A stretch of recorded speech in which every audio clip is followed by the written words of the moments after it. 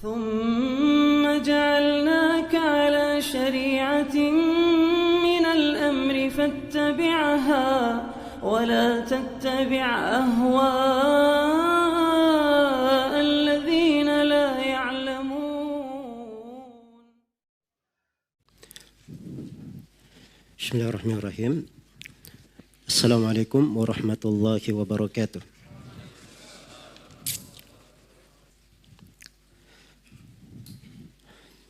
إن الحمد لله نحمده ونستعينه ونستغفره ونعوذ بالله من شرور أنفسنا وسيئات أعمالنا من يهده الله فلا مضل له ومن يضلل فلا هادي له أشهد أن لا إله إلا الله وحده لا شريك له وأشهد أن محمدا عبده ورسوله يا أيها الذين آمنوا اتقوا الله حق تقاته ولا تموتن إلا وأنتم مسلمون يا أيها الناس اتقوا ربكم الذي خلقكم من نفس واحدة وخلق منها زوجها وبث منهما رجالا كثيرا ونساء واتقوا الله الذي تساءلون به والأرحام إن الله كان عليكم رقيبا يا أيها الذين آمنوا اتقوا الله وقولوا قولا سديدا يصلح لكم أعمالكم ويغفر لكم ذنوبكم ومن يطع الله ورسوله فقد فاز فوزا عظيما أما بعد فإن أصدق الحديث كتاب الله وخير الهدي هدي محمد صلى الله عليه وسلم وشر الأمور محدثاتها فإن كل محدثة بدعة وكل بدعة ضلالة وكل ضلالة في النار. Kaum muslimin dan muslimat, al-ikhwa wal akhwat, hadirin dan hadirat rahimani wa rahimakumullah. Pembahasan tentang merayakan Maulid Nabi besar Nabi kita Nabi Muhammad sallallahu alaihi wasallam adalah pembahasan yang banyak dibahas di belakangan ini. Khususnya sebagaimana yang dikatakan oleh Ibnul Ashur pada abad ke-9, ada yang membolehkan dan ada yang melarang. Dan para ulama belakangan menulis berbagai tulisan di dalam pembahasan ini. Baik itu yang membolehkan maupun yang melarangnya.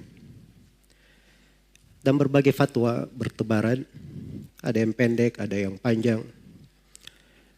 Dan orang-orang membicarakannya. Hanya saja banyak kesalahpahaman di sana sini. Maka ini mungkin yang perlu kita terangkan pada kesempatan ringkas ini.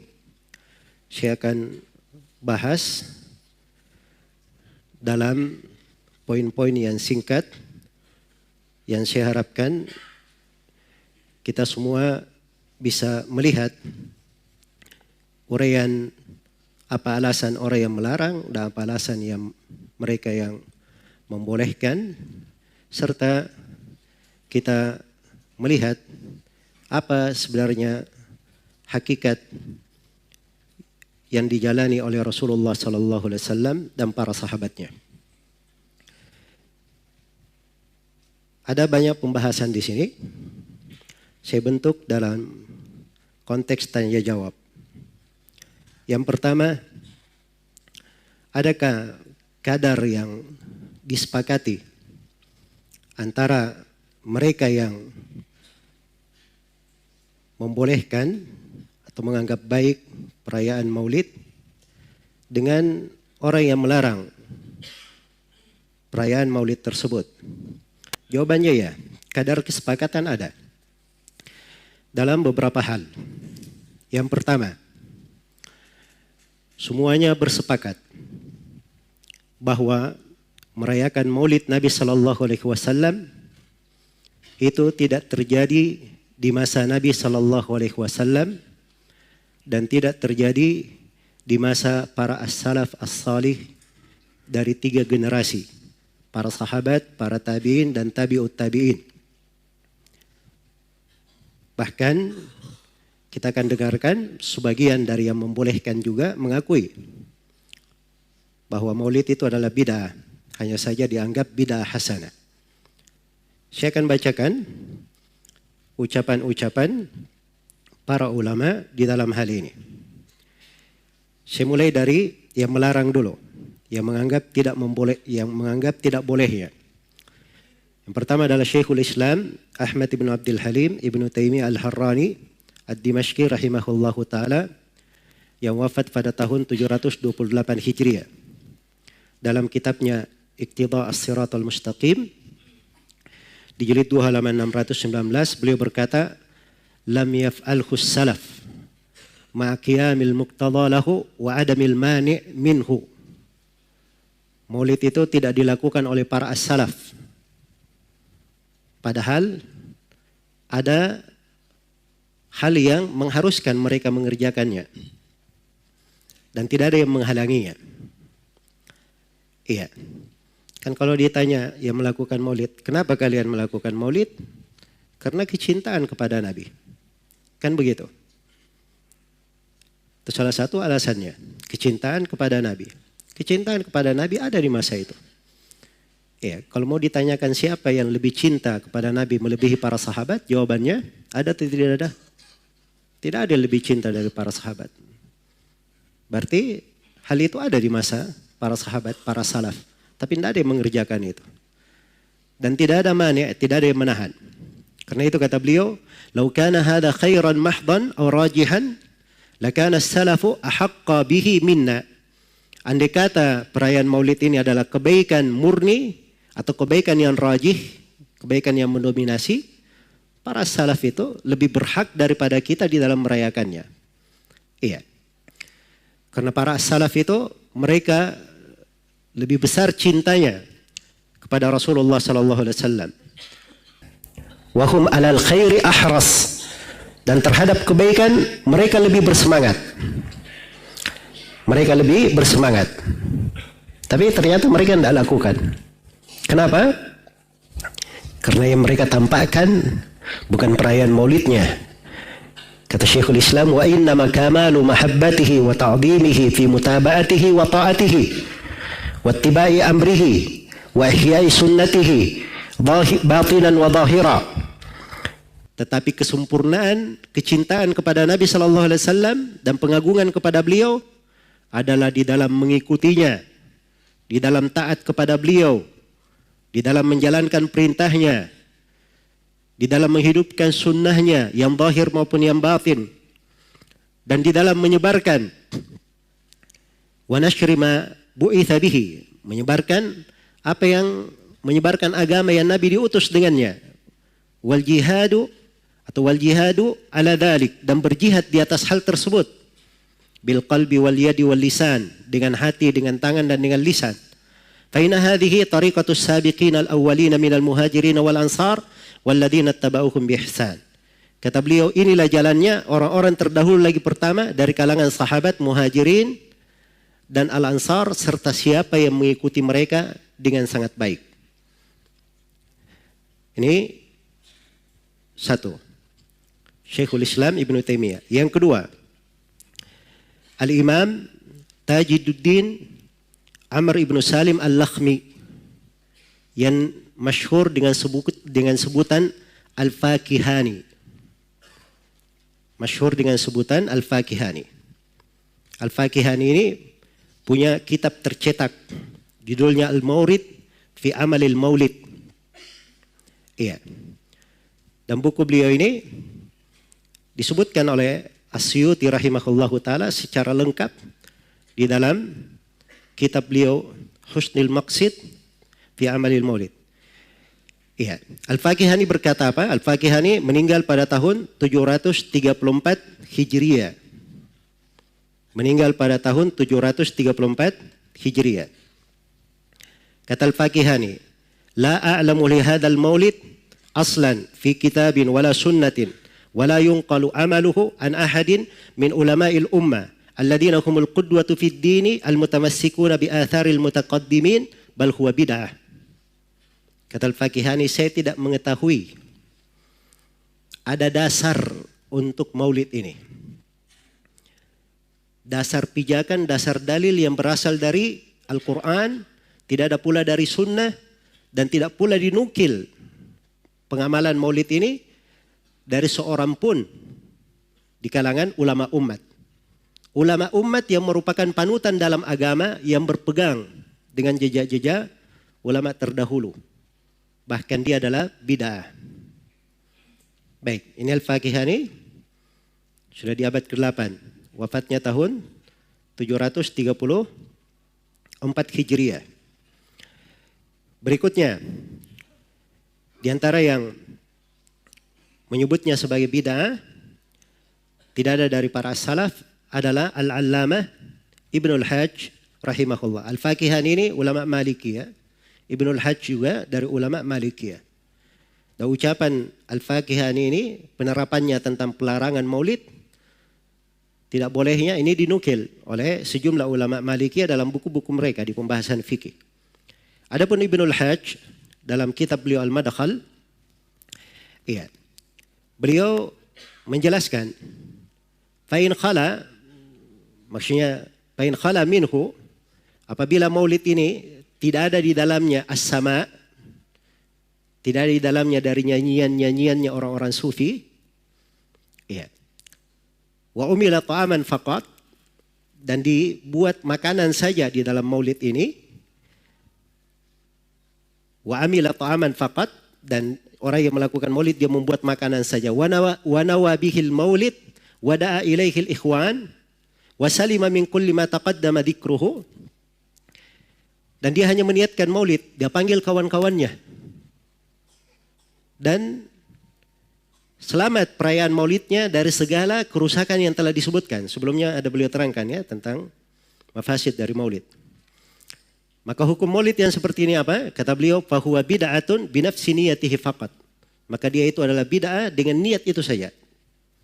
Ya, kenapa? Inna dzalika ziyadatun fid din laisa min amalis salafil madin. Alasannya karena itu tambahan di dalam agama. Tidak ada dari amalan para as-salaf yang terdahulu. Iya. Wattiba'us salaf aula. Mengikuti as-salaf lebih layak, kata beliau. Bal aujab. Bahkan lebih wajib. Iya. Jelas ya? Kata beliau aula, mengikuti as-salaf aula. Bal aujabu min ayyazida niyatan mukhalifatan lima kanu alaihi. Iya. Bahkan itu lebih wajib ya, daripada dia menambah niat yang menyelisihi apa yang para salaf berada di atasnya.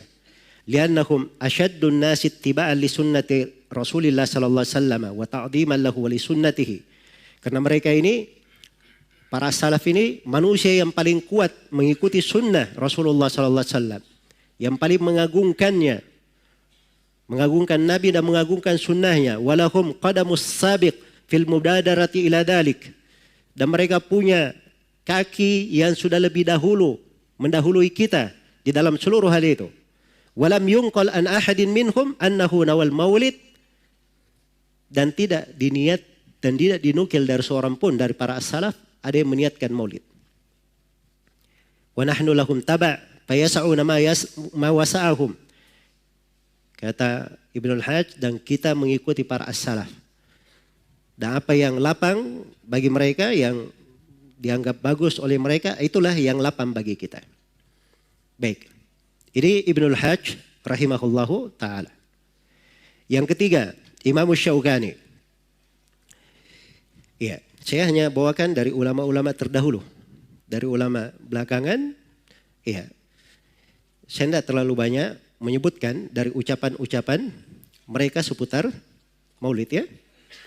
Dari ulama yang yang terdahulu, Imam Syaukani wafat pada tahun 1250 Hijriah.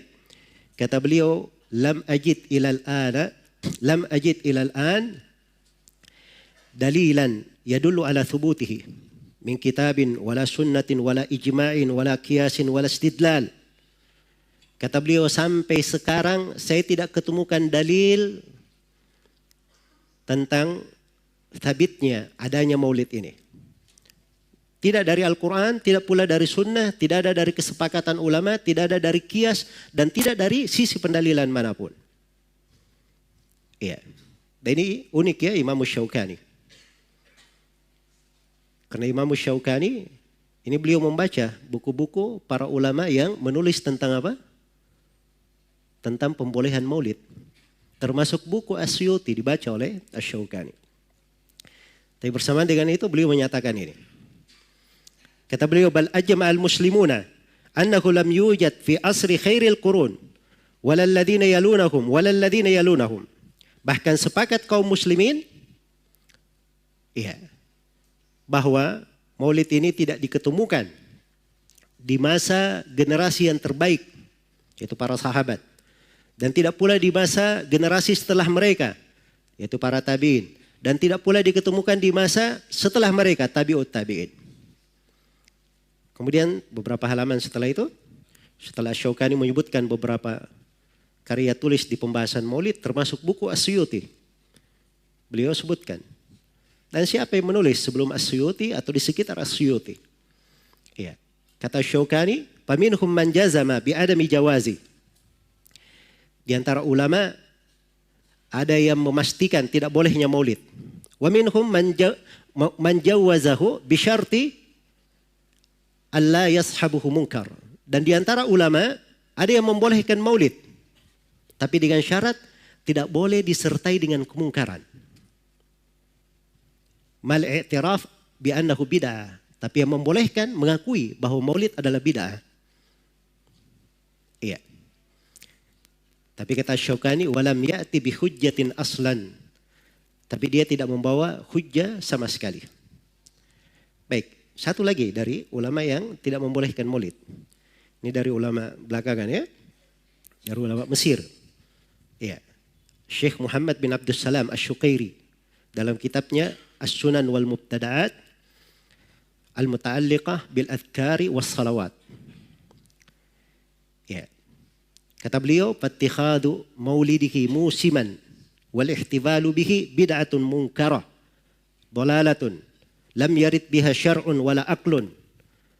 Menjadikan maulid beliau, kelahiran Nabi sallallahu alaihi wasallam, sebagai suatu musim dan dirayakan dengannya, itu adalah bid'ah mungkar yang sesat. Tidak ada dalil syariat di dalamnya dan tidak pula dibenarkan oleh akal. "Lau kana fi hadha khairun, kaifa yaghfalu anhu Abu Bakrin wa Umar wa Uthman wa Aliun wa sairu sahabah wattabi'una wa tabi'uhum wal a'immatu wa atba'uhum." Kalau di dalam maulid ini ada kebaikan, bagaimana mungkin lalai orang yang paling mengenal, bagaimana mungkin lalai dari maulid ini Abu Bakar As-Siddiq, Umar bin Al-Khattab, Uthman bin Affan, Ali bin Abi Thalib, dan seluruh sahabat serta seluruh tabi'in dan tabi'ut tabi'in, para imam dan yang mengikuti para imam. Kok bisa semuanya lalai? Iya. Baik. Kita tidak usah banyak-banyak ya. Saya sebenarnya tidak ingin menyebutkan ucapan ulama yang melarang, yang tidak membolehkan. Sebab kalau dibacakan kata yang membolehkan, ya sebelum kau baca juga saya sudah tahu. Paling namanya itu aja. Iya. Tapi ini karena sebagian orang Masya Allah ya pandai, dia bikin perbandingan yang membolehkan maulid. 1, Al-Hafidh Ibnu Hajar. 2, Asyuti. 3, 4, yang tidak membolehkan sebagian ulama Saudi Arabia. Masya Allah, cuma itu saja yang dia sebut. Yang gak adil namanya. Ya. Baik, sekarang saya bacakan apa ulama yang membolehkan maulid sekarang. Ya. Pertama As-Suyuti rahimahullah. As-Suyuti wafat tahun 911 Hijriah. Ya, beda berapa tahun dari Ibnu Taimiyah.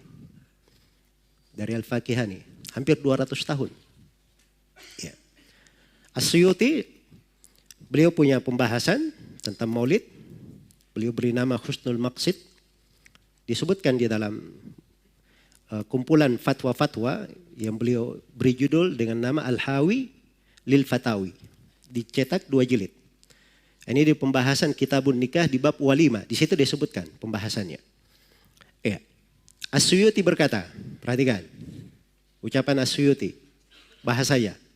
Awwalu man ahdatha fi'la dhalika sahibul irbal al-malikul mudaffar. Awal yang mengada-adakan perbuatan maulid adalah penguasa Irbal, Raja Al-Mudaffar. Jadi As-Suyuti mengakui bahwa maulid ini diada-adakan. Perhatikan, dia sendiri mengakui. Ya. Yang kedua, dari yang membolehkan maulid, namanya Abu Syamah rahimahullah, penulis kitab Al-Ba'ith ala Inkaril Bid'ah wal Hawadith. Beliau berkata, wa min ahsani mabtudi'a fi zamanina min hadzal qabil.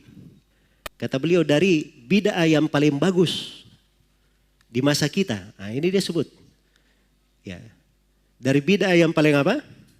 Bagus. Jadi dia sudah akui di bid'ah. Ya. Tapi sayangnya dikasih kata yang paling bagus. Ya. Baik. Kata beliau, makana yuf'al bi madinati Irbal. Apa yang dilakukan di tanah Irbal, di negeri Irbal. Ini negeri berada di Mosul. Iya.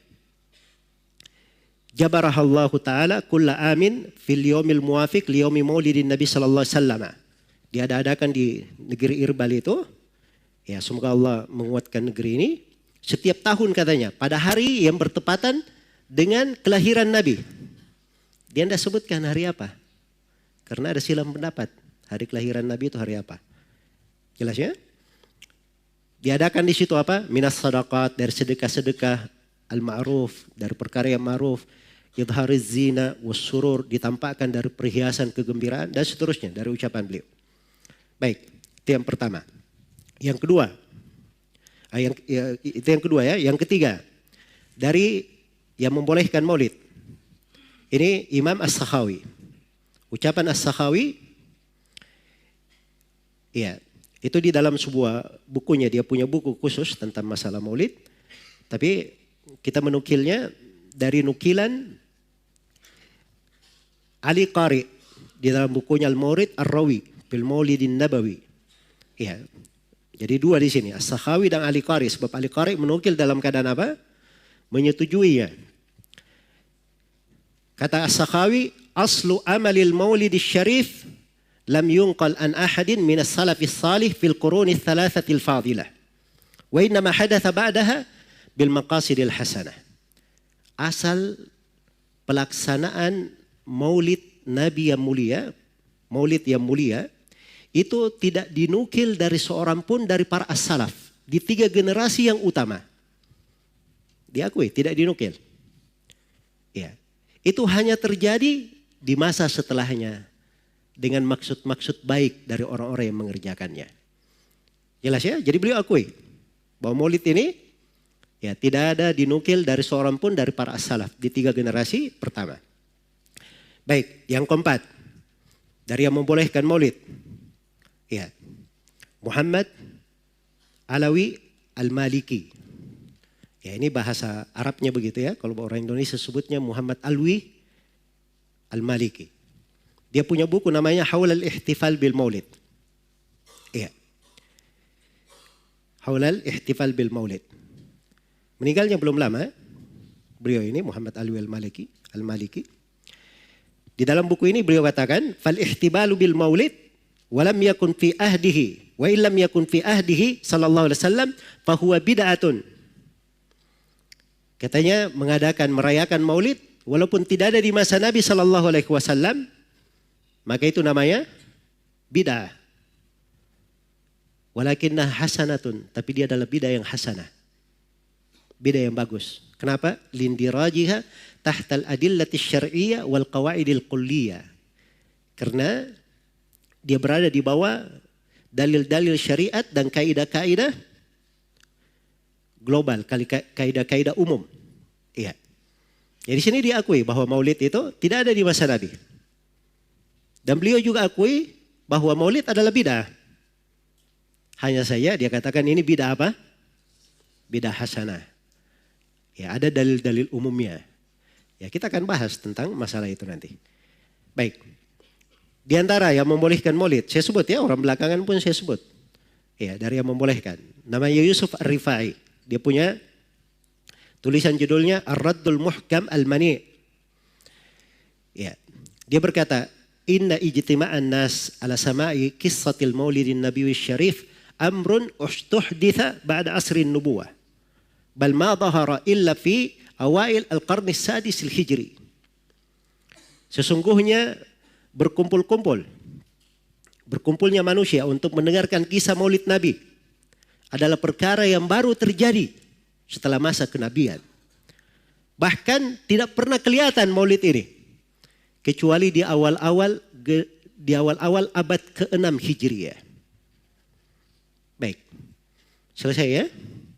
Jadi kita di sini bisa simpulkan antara yang melarang maulid dan membolehkannya, yang menganggapnya bagus, semuanya bersepakat bahwa maulid ini ada di masa Nabi atau tidak? Tidak ada. Di 3 generasi ada? Tidak ada. Jadi mereka sepakat di situ. Bahkan sebagian orang yang membolehkan maulid juga sepakat bahwa maulid itu bidah. Hanya saja anggapannya bidah apa? Bisa hasanah. Ya, ini kesepakatan yang pertama antara yang membolehkan dan yang melarang. Kesepakatan yang kedua. Baik, hal yang kedua yang disepakati antara yang melarang perayaan maulid dan yang membolehkan adalah keduanya membangun pendapat mereka di atas kecintaan kepada Rasulullah Sallallahu Alaihi Wasallam. Iya. Yang melarang mereka ingin menerapkan ayat Al-Quran. Karena bukti kecintaan adalah dengan mengikuti Nabi Sallallahu Alaihi Wasallam. Qul in kuntum tuhibbuna Allah fattabi'uni yuhibbukumullahu wa yaghfir lakum dunubakum. Katakanlah kalau memang kalian cinta kepada Allah, ikutilah saya. Itu bukti kecintaan dengan mengikuti jejak Nabi Sallallahu Alaihi Wasallam. Iya. Jadi kecintaannya kepada Nabi, penjagaannya terhadap sunnahnya, terhadap syariatnya. Ini yang mendorong mereka untuk hal tersebut. Ya, sebagaimana orang yang membolehkan maulid, mereka juga beralasan karena kecintaannya kepada Rasulullah Sallallahu Alaihi Wasallam. Ya, cinta ingin mengingat tentang hari-hari kehidupannya, cinta ingin berselawat kepada Nabi Sallallahu Alaihi Wasallam, cinta untuk memberi makanan kepada orang-orang yang perlu, ya dan seterusnya. Iya, baik. Jadi semuanya dibangun di atas apa? Kecintaan. Orang yang melarang maulid, ya, itu tidak pernah mereka melarang orang membaca kisah hidup Nabi Sallallahu Alaihi Wasallam. Orang yang melarang maulid, ya, perayaan maulid, itu tidak pernah mereka melarang berselawat. Dan orang yang melarang maulid, mereka juga adalah orang yang senang nama Nabi itu selalu disebut dan ditinggikan. Iya. Mereka menganggap ibadah-ibadah yang bagus, memberi makan dan seterusnya. Tapi yang menjadi masalah, seluruh hal ini berkumpul dalam sebuah ibadah namanya perayaan maulid. Apakah ada syariatnya dari Nabi atau tidak? Nah, itu yang menjadi letak permasalahan. Ya. Karena itu jangan ada yang berucap. Nah, ini yang melarang merayakan maulid ini artinya dia mengkafirkan kita yang merayakannya. Nah, ini Masya Allah ya. Ini sudah dari dahulu ada yang berucap seperti itu. Sampai hebat sekali dulu. Syekh bin Baz rahimahullah dulu pernah beliau menulis, memberi jawaban tentang hukum maulid dan beliau terangkan bahwa maulid bid'ah dalam agama. Iya. Kemudian setelah itu ditulis di koran-koran di Saudi dan disebarkan di di radio. Nah, tiba-tiba radio London menyiarkan di berita pagi bahwa Syekh bin Baz mengatakan ya merayakan Maulid, katanya perayaan Maulid itu adalah kekafiran. Ya. Maka Syekh bin Baz memberikan sanggahan untuk hal tersebut dalam tulisan beliau, dan beliau katakan beberapa hari yang lalu ada yang menukil dariku, dia sebutkan dari London, ya, bahwa saya mengatakan perayaan Maulid itu adalah kekafiran dan ini adalah kedustaan, tidak ada asas kebenarannya sama sekali. Dan setiap orang yang membaca tulisan saya akan tahu akan hal ini. Iya, tahu akan hal ini. Baik, jadi hukum terhadap bid'ah itu bukan artinya seorang itu dikafirkan. Jelas ya? Bahkan akan datang nanti kita akan kaji salah satu alasan orang yang membolehkan maulid, dia berdalilkan dengan ucapan Ibnu Taimiyah. Iya, kita akan kaji di situ bahwa Syekhul Islam Ibnu Taimiyah kadang memandang orang yang merayakan maulid itu karena niatnya yang baik, dia dapat pahala. Karena niatnya yang baik. Kita akan kaji ucapan beliau di sana. Iya. Karena itu jangan lagi ada yang berkata bahwa ini ahli sunnah atau salafi yang tidak membolehkan maulid, mereka ini membid'ahkan orang, atau mereka ini mengkafirkan, atau mereka ini tidak suka selawat. Iya. Atau seterusnya dari kalimat-kalimat yang biasa digulirkan oleh sebagian orang. Iya. Jelas ya? Bukti kecintaan kepada Nabi SAW itu banyak bentuknya. Banyak bentuknya. Dan itu terlihat nanti dari amalan-amalan yang dikerjakan oleh seseorang. Ya, kemudian dari uraian ini juga jangan ada yang berkata ya bahwa ini yang membolehkan, yang tidak membolehkan maulid ini, yang membolehkan maulid Masya Allah. Pertama, Al-Hafidz Ibnu Hajar. Ya, Suyuti, berapa hadits mereka hafal? Ya, sekian ratus ribu hadits. Ini yang tidak membolehkan siapa? Cuma hafal 3 hadits. Itu pun katanya cuma dari laptop. Kalau baterainya habis sudah. Ya. Nah, ini kalimat-kalimat tidak bagus. Ya, tidak layak di dalam pembahasan ilmiah. Orang harusnya membawakan fakta yang baik. Ya, kalau kita pinjam ucapan si pembicara itu tadi, si pembicara pernah berkata, jangan ada dusta di antara kita. Ya, dan itu bagus ya, jangan ada dusta di antara kita. Baik. Berikutnya, di sini akan muncul pertanyaan. Ya. Setelah kita masuk ke pendahuluan ini, akan muncul pertanyaan.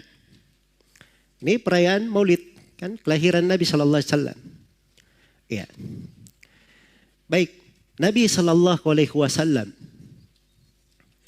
yang merupakan pemimpin anak Adam, Sayyidul Anbiya wal Mursalin. Kapankah beliau dilahirkan? Kapankah beliau dilahirkan? Ya, kalau yang populer, setiap tahunnya dirayakan tanggal berapa? Tanggal 12 bulan 3. Ya, bulan 3 itu namanya Rabi al-Awwal. Kan begitu? Ya. Dan ini memang mayoritasnya seperti itu, tapi ini bukan kesepakatan ulama. Bukan kesepakatan ulama.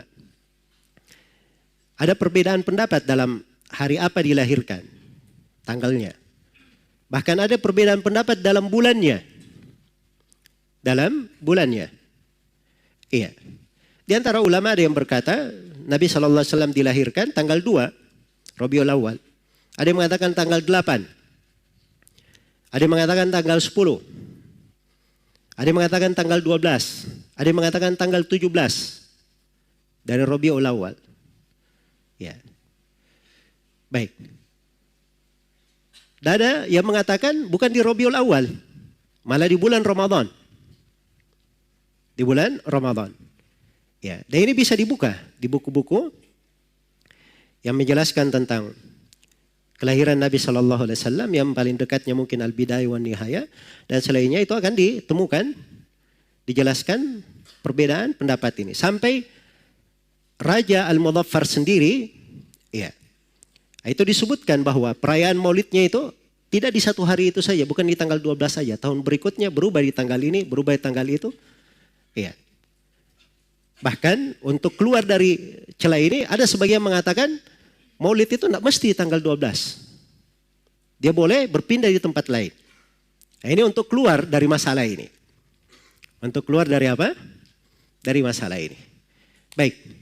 Sekarang yang menjadi permasalahan, sesuatu kalau memang itu sangat penting, tidak mungkin hal tersebut tidak tercatat. Iya. Di dalam apa? Di dalam sejarah kan begitu. Nah, kita akan kaji nanti hadits salah satu dalil orang yang membolehkan maulid. Katanya di dalam Sahih Muslim, Nabi SAW ditanya tentang puasa hari Senin. Kata beliau, dalika yaumu wulidtu fihi. Dalika yauma wulidtu fihi wa yauma bu'idtu au unzila alayya fihi. Iya. Hari Senin itu adalah hari saya dilahirkan padanya. Atau hari saya diutus diturunkan kepadaku. Baik, di sini Nabi SAW hanya menyinggung harinya. Hanya menyinggung apa? Harinya saja, hari Senin. Iya. Andai kata tanggalnya itu adalah hal yang jelas atau hal yang penting bagi umat, Nabi pasti akan menyebutkan apa? Tanggalnya. Nabi itu orang yang paling fasih. Dan orang yang paling detail dalam berbicara. Beliau diberi dari jawami'ul kalim. Kemampuan mengumpulkan makna-makna yang luas dalam kalimat-kalimat ringkas. Kalau ada hal yang merupakan perkara agama, tidak mungkin beliau luputkan. Sebab tugas seorang Nabi seperti itu. Tidak meluputkan suatu apapun untuk umatnya. Karena itu dalam hadits Abdullah bin Amr bin As riwayat Muslim, Rasulullah bersabda, "Innahu lam yakun nabiyyun qabli illa kana haqqan alaihi ayyadulla ummatahu ala khairi ma ya'lamuhu lahum wa yundhirahum syarra ma ya'lamuhu lahum." Tidak ada seorang nabi pun sebelumku kecuali wajib atas nabi itu untuk menjelaskan segala kebaikan yang dia ketahui untuk umatnya. Dan wajib atas nabi tersebut untuk menerangkan segala kejelekan yang bisa membahayakan umatnya. Kok bisa masalah seperti ini tidak diterangkan oleh Nabi Sallallahu Alaihi Wasallam? Ya, baik.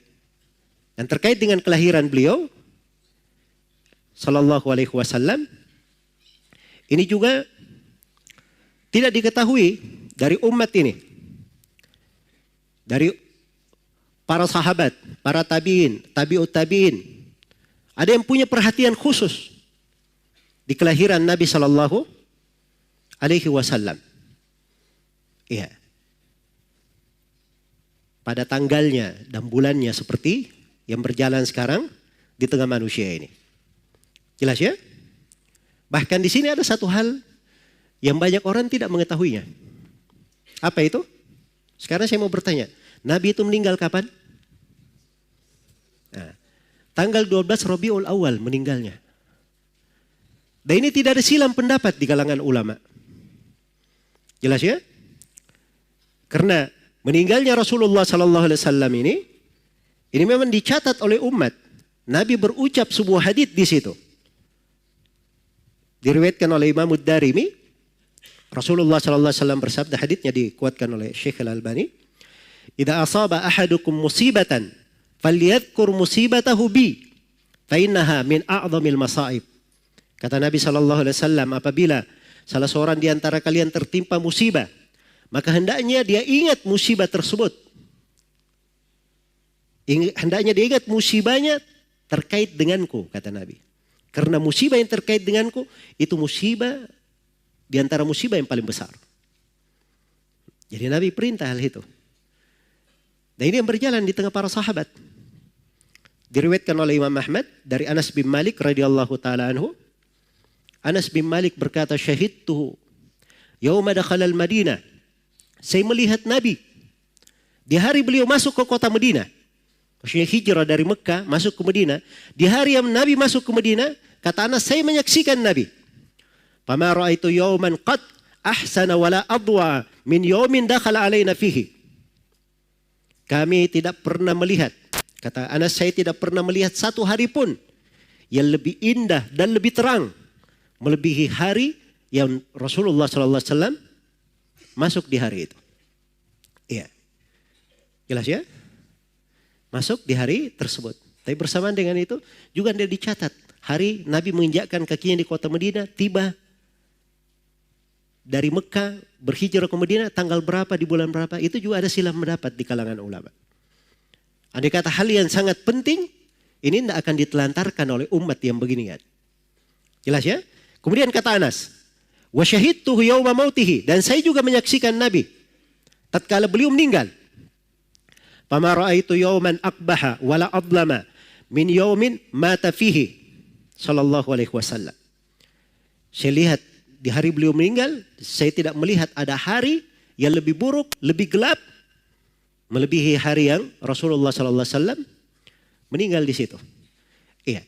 Jadi andai kata tanggal 12 ini, tanggal 12 Rabiul Awal ini ada keistimewaan khusus pada setiap tahunnya.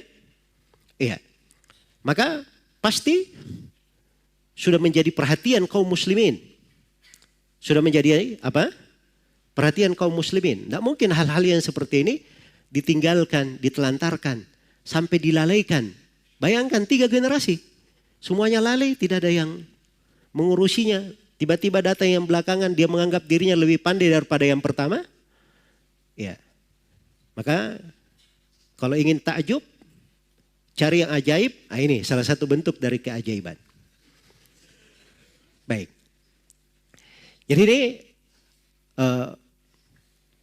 pertanyaan terkait dengan kapan Rasulullah SAW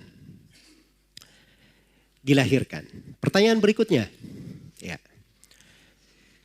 Setelah ini menyeret kita kepada pertanyaan berikutnya.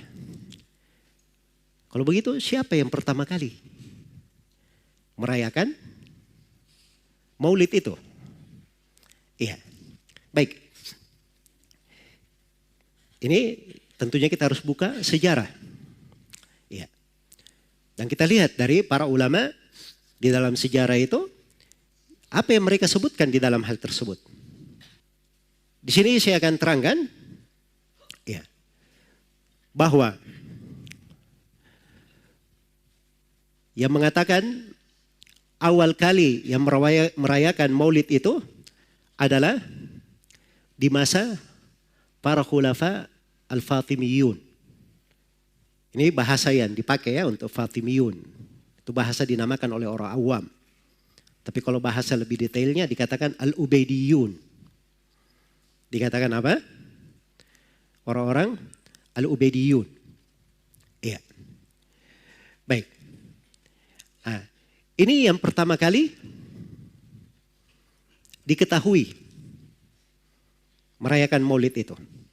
Disebutkan oleh Taqiyuddin Al-Makrizi. Wafat pada tahun 845 Hijriah. Perhatikan, saya sebutkan ya, pada tahun berapa wafatnya? 845 Hijriah. As-Suyuti wafatnya tahun 911 Hijriah. Al-Makrizi 845 Hijriah. Dalam kitab beliau, Al-Mawa'id wal-I'tibar, Bidzikril Khitat wal-Athar. Jilid 1 halaman 490. Ya. Ketika beliau sebutkan di pembahasan hari-hari khilafah Fatimiyun, apa yang mereka buat sebagai hari raya, musim-musim, ya, dan bagaimana keadaan rakyat mereka dan banyaknya dari nikmat-nikmat di tengah mereka, maka dikatakan di situ oleh Al-Makrizi, kana lil khulafa'il Fatimiyin fi tulis sana a'yadun wa mawasim. Adalah para khalifah Ubaidiyyin ini, orang-orang Fatimiyin ini, sepanjang tahun mereka punya beberapa hari Id dan punya beberapa perayaan. Ya, ada namanya musim awal tahun. Musim kepala tahun, pokok tahun. Ada namanya musim awal tahun. Ada namanya musim hari Asyura. Ada namanya Maulid Nabi sallallahu alaihi wasallam. Ada Maulid Ali bin Abi Thalib. Ada Maulid Al-Hasan. Ada Maulid Al-Husain. Ya. Ada Maulid Fatimah. Terus juga ada perayaan Maulid Khalifah saat itu yang berkuasa. Ada perayaan awal Rajab, pertengahan Rajab, awal Sya'ban, pertengahan Sya'ban. Masya Allah ya, ramai sekali perayaannya. Maulidnya saja ada 6. Ya, terkait dengan maulidnya ada berapa? Ada 6. Maulid Nabi, Maulid Ali, Maulid Al-Hasan, Maulid Al-Husain, Maulid Fatimah, dan Maulid Khalifah yang sedang berkuasa. Yang kedua, yang menyebutkan sejarah, Abul Abbas Ahmad Ibn Ali Al-Qalqashandi. Beliau ini wafat, ya ini lebih sebelumnya lagi, wafat tahun 756 Hijriah.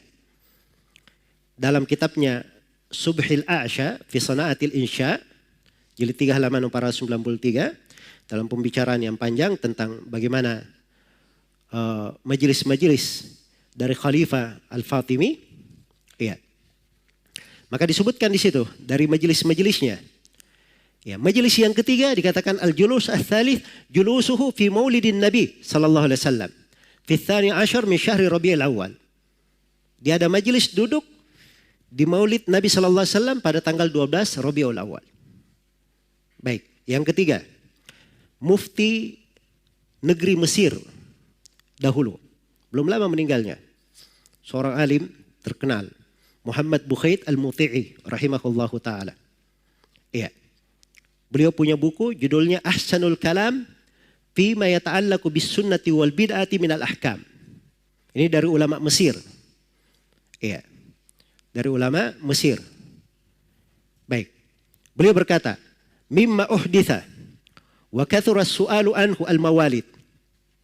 Fanaqulu inna awwala man ahdathaha bil Qahira al-khulafa'ul Fatimiyun wa awwaluhum al-mu'izz lidinillah. Maka beliau berkata, dari bidah-bidah yang diada-adakan dan banyak orang yang menanyakannya adalah tentang maulid. Maka kami tegaskan, sesungguhnya awal yang mengada-adakan maulid di Kairo ini adalah para pemerintah Fatimiyun. Iya. Awal mereka adalah Al-Mu'izz lidinillah. Itu gelarnya ya, awal khalifahnya itu.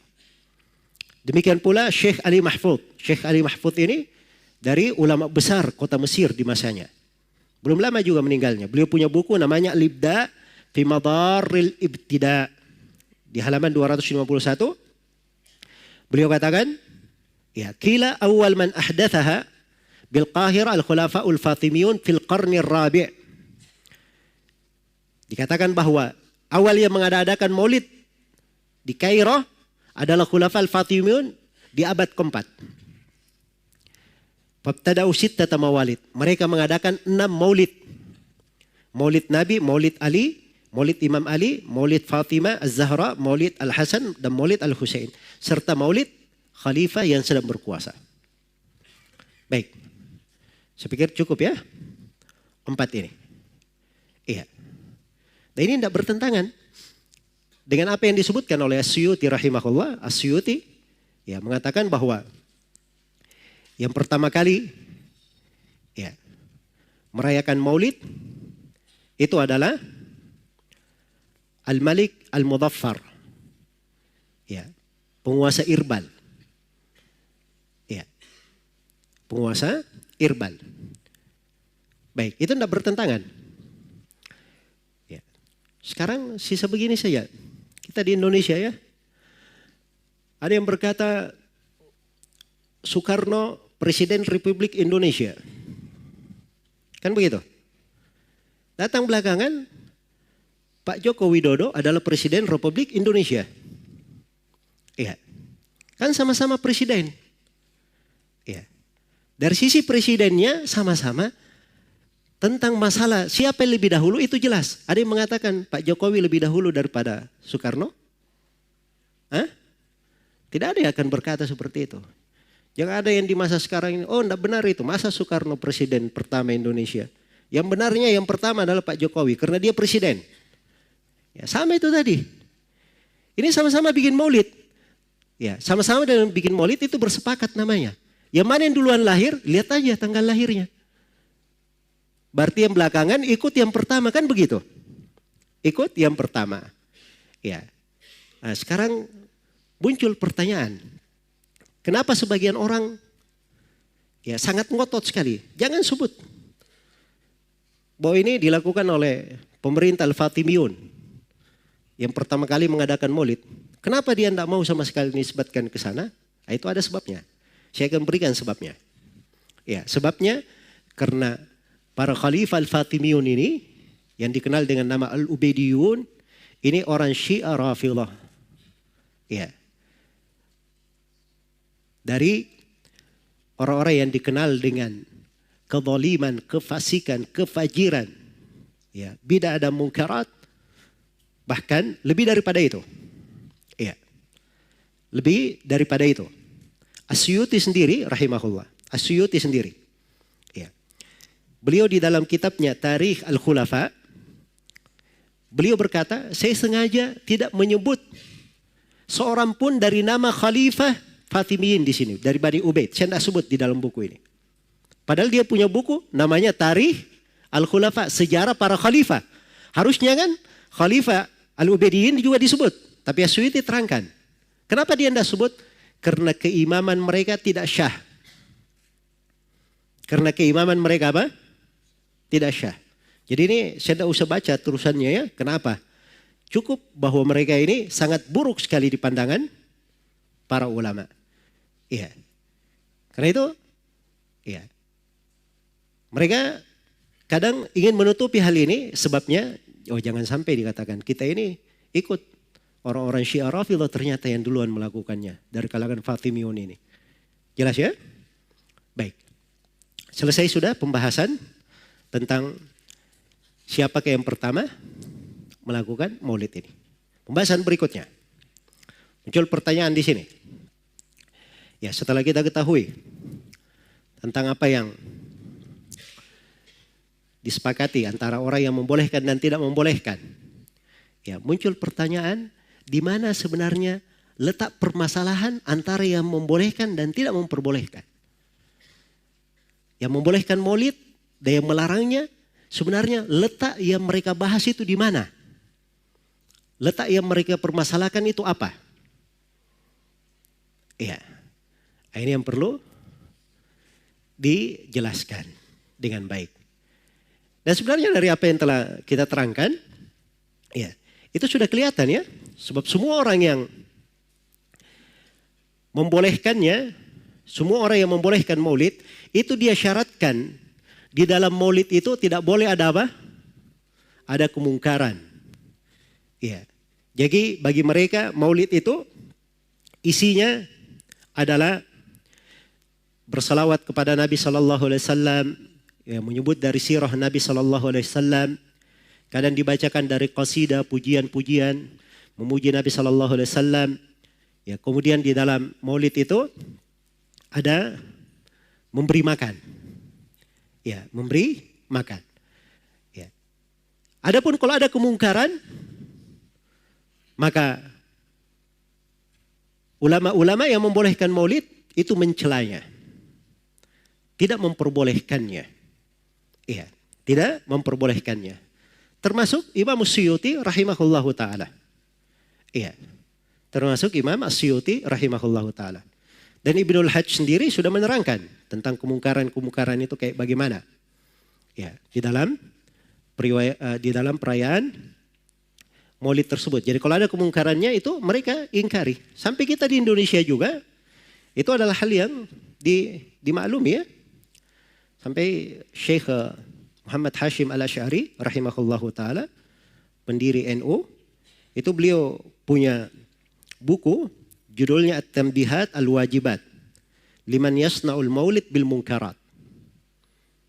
Artinya peringatan-peringatan yang wajib terhadap siapa yang merayakan maulid dengan kemungkaran.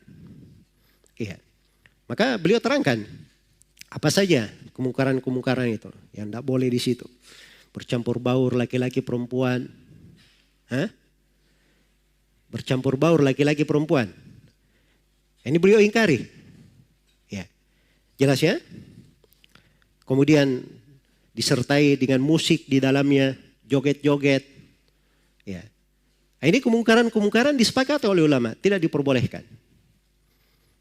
Ya. Apalagi kalau di dalamnya terdapat dari kesyirikan-kesyirikan, keyakinan-keyakinan yang batil. Iya. Misalnya meyakini bahwa Nabi Shallallahu Alaihi Wasallam hadir pada saat maulid tersebut. Nah, itu ada yang meyakini seperti itu. Ya. Sampai ada sebagian ulama berkata tentang kelompok Tijani. Kelompok Tijani ini, Masya Allah, selalu mereka berkata bahwa Nabi itu hadir bersama kita. Jadi ada yang berkata, Masya Allah, repot sekali Nabi dari kota Medina datang ke Maroko untuk hadir bersama kalian. Ya, betapa jauh perjalanan Nabi itu hadir bersama kalian. Baik. Jadi ini keyakinan batil yang seperti ini jelas tidak diperbolehkan. Adalah kemungkaran. Iya. Jadi kalau dalam maulid misalnya dibacakan qasidah al-burda. Nah, ini dari kemungkaran. Dalam qasidah al-burda itu ada syair-syair yang sangat tidak layak sekali. Berlebihan terhadap kedudukan Nabi Sallallahu Alaihi Wasallam.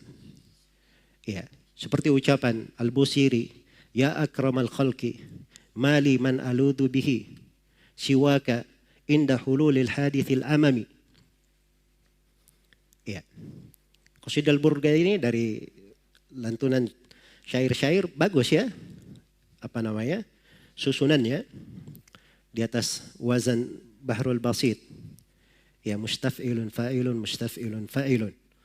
Bagus ininya, tapi maknanya yang di dalamnya ada makna-makna yang berlebihan terhadap Nabi. Seperti qasidah ini. Ya, dia berkata kepada Nabi, wahai makhluk yang paling mulia, saya tidak memiliki tempat berlindung selain daripada engkau. Ketika terjadi perkara besar yang menimpa semua orang. Yang seperti ini milik siapa? Milik Nabi atau milik Allah? Milik Allah, semua orang paham kan? Ya, masa dibaca di acara maulid? Ya, dijadikan hal tersebut bagian dari maulid. Nah ini perkara mungkar, semua ulama yang membolehkan maulid pun mengingkari hal yang seperti ini. Baik, jadi kalau begitu, yang dipermasalahkan, ya, yang menjadi pembahasan di dalam pembahasan maulid ini, itu di sudut yang mana? Jawabannya itu di pembahasan maulid yang lepas dari kemungkaran itu tadi. Lepas dari kemungkaran itu tadi. Maulid yang tidak ada kemungkaran yang seperti itu, yang hanya ada di dalamnya berselawat kepada Nabi, mengingat dari sirah Nabi, kemudian membaca dari qasidah-qasidah yang bagus, kemudian memberi makan kepada orang-orang miskin. Ya, ini dari hal-hal yang bagus ini berkumpul sebagai maulid, ini yang menjadi letak pembahasan. Itulah terbagi dua, ada yang membolehkan dan ada yang tidak membolehkannya. Ada yang membolehkan dan ada yang tidak membolehkannya. Baik, jadi kita sudah mulai masuk kepada inti pembahasan di dalam masalah ini. Ya, jadi kalau saya ingin bahas di sini tentang dalil-dalil, ya, siapa yang membolehkannya, dalil-dalil yang mereka sebutkan itu banyak yang mereka sebutkan. Dan tentang orang yang melarangnya, saya sudah singgung tadi beberapa dari dalilnya. Dan saya tidak mau terangkan secara khusus dalil mereka yang tidak membolehkan 1, 2, 3, 4 dan seterusnya. Karena ini pembahasan kita ringkas. Iya.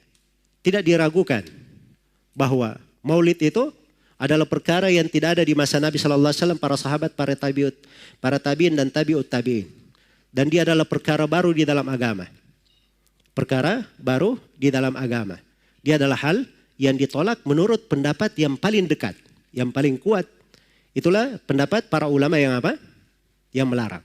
Nah, sekarang sisa kita dengarkan. Ya.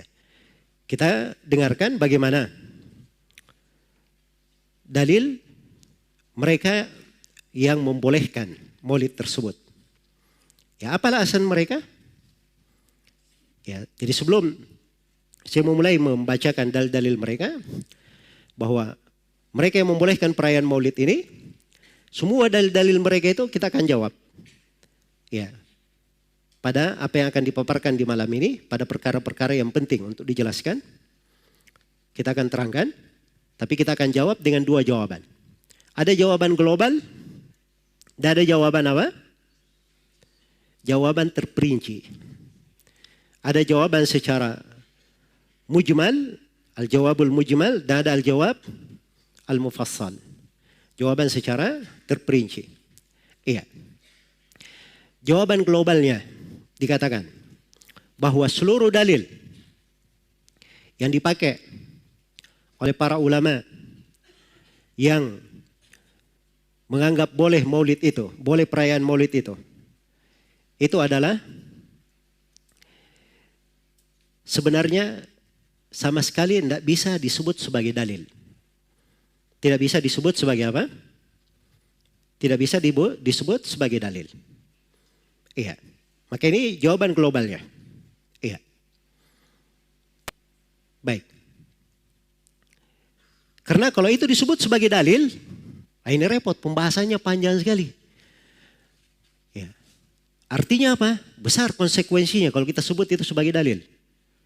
Ya. Jangan ada yang mengatakan, subhanallah, kalau antum tidak sebut sebagai dalil, berarti antum ini betul-betul bersombong sekali.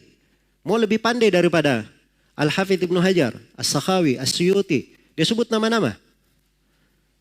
Tapi yang berucap ini tidak pernah berpikir, kau mau lebih pandai daripada Nabi sendiri? Mau lebih pandai daripada Abu Bakar, Umar, Uthman, Ali? Iya. Sekarang mereka bacakan ayat-ayat. Dalil kami, yang pertama tentang bolehnya maulid, ayat ini. Yang kedua ayat ini. Yang ketiga ayat ini. Yang keempat hadits ini. Hadits ini. Hadits ini. Ini sekarang ayat-ayat yang kalian baca, itu tidak pernah dibaca oleh 3 generasi pertama. Kalian paham tafsirnya, mereka tidak paham? Ya. Ini hal berat, kita terima hal itu dari mereka. Jelas ya? Jadi kalau misalnya hal itu ditolak oleh para ulama yang melarang maulid, itu jelas penolakan mereka. Pengagungan terhadap Nabi SAW dan para as-salaf. Rahimahumullahu ta'ala. Iya. Karena itu di dalam menafsirkan ayat, tidak boleh seorang itu sembarangan. Iya. Tidak boleh dia sembarangan di dalam menafsirkan dari ayat-ayat Al-Quran. Iya. Baik. Karena itu dikatakan oleh Ibnul Qayyim rahimahullahu ta'ala, mengada-adakan penafsiran tentang kitab Allah yang para as-salaf dan para a'imah menyelisih penafsiran tersebut, ini membawa 2 konsekuensi. Konsekuensi yang pertama, penafsiran itu pasti salah. Iya. Dan konsekuensi yang kedua, berarti para as-salaf itu yang menyelisihinya itu pasti salah. Jelas ya? Hanya ada 2. Sekarang kalau ada yang menafsirkan, dia baca misalnya ayat, وَذَكِّرْهُمْ بِأَيَّامِ Ya, Masya Allah. Kadang ada yang pembahasan maulid bawakan ayat ini, cakep sekali suaranya membaca. Hah? Ingatkanlah mereka dengan hari-hari Allah. Di antara hari-hari Allah adalah apa? Hari-hari Allah itu nikmat-nikmat Allah katanya. Dan di antara nikmat Allah yang paling besar adalah siapa? Lahirnya Nabi Muhammad sallallahu alaihi wasallam. Kenapa kita tidak merayakannya? Ada lagi yang membacakan ayat tentang Nabi Isa alaihi salam di surah As-Saff. Wa mubasysyiran bi rasuli ya'ti min ba'di ismuhu Ahmad, memberi kabar gembira seorang rasul yang datang setelahku, namanya Ahmad. Tidakkah kita bergembira dengan datangnya Nabi Muhammad? Nabi Isa saja memberi kabar gembira kepada umatnya. Ini sekarang bilang aja ini ayat-ayat tidak pernah dibaca oleh para sahabat Rasulullah sallallahu alaihi wasallam. Kok mereka tidak ada yang berdalilkan dengan ayat-ayat itu tentang perayaan Maulid? Jelas ya? Jadi hanya ada 2 kemungkinan. Ucapan kalian benar atau para sahabat yang salah. Iya. Tidak mungkin ada yang berkata mereka benar. Dan saya tidak menyangka. Pas ada orang yang mengatakan bahwa dirinya benar. Dia salahkan para salaf. Baik. Jadi ini perkara penting ya di dalam penafsiran. Iya. Dan ini kaidah berjalan di tengah para ulama rahimahumullahu ta'ala. Kata Al-Imam Al-Hafidh Ibnu Abdul Hadi di dalam kitabnya As-Sarimul Munki fi Raddi 'ala Subuki. Kata beliau, wala yajuzu ihdatsu ta'wilin fi ayatin aw sunnatin lam yakun ala ahdi salaf wala arafuhu wala bayyanuhu lil ummah. Tidak boleh sama sekali mengada-adakan penafsiran terhadap sebuah ayat atau terhadap sebuah sunnah yang tidak pernah ada di masa para as-salaf. Dan mereka tidak mengetahuinya. Dan mereka tidak menjelaskannya kepada umat. Mereka tidak menjelaskannya kepada umat. Ini kalimatnya detail ya. Iya. Jadi tidak ada di masa as-salaf, mereka tidak tahu dan mereka tidak pernah jelaskan. Mungkin saja dia berkata, oh mereka tahu tapi tidak mereka jelaskan. Enggak. Ya, kalau mereka tahu pasti mereka jelaskan. Masa mereka menyembunyikan makna ayat? Enggak mungkin. Jelas ya? Ya kalau misalnya ayat itu ada, wadzakirhum biayyamillah, itu artinya perayaan Maulid, mereka pasti sebut. Sama dengan ayat qul bifadlillahi wa birahmatihi fabidzalika falyafrahu. Katakanlah dengan keutamaan Allah dan dengan rahmatnya, hendaknya dengan itu bergembira. Ya. Ternyata para ulama as-salaf mereka ada penafsiran terhadap ayat-ayat itu semua, tidak ada sama sekali yang mengucapkan menghubungkannya dengan apa? Dengan Maulid. Maka ini jawaban global. Kita tidak boleh mengaku lebih pandai daripada mereka. Ya. Jelas ya? Dan tidak boleh ada yang berbuat seperti itu. Karena itu dari jalannya para as-salaf rahimahumullahu ta'ala, mereka itu betul-betul komitmen. Sebagaimana datangnya perintah. Sebagaimana datangnya perintah. Iya. Pernah ada di dalam riwayat Abu Daud. Kata Mujahid, saya bersama Ibnu Umar. Maka seorang lelaki di sholat duhur atau sholat asar, dia melakukan tathwib. Berada di mana? Di pintu-pintu masjid. Memanggil sholat-sholat. Dia di pintu masjid. Dia panggil orang, sholat. Iya. Apa kata Ibnu Umar? Ayo kita keluar.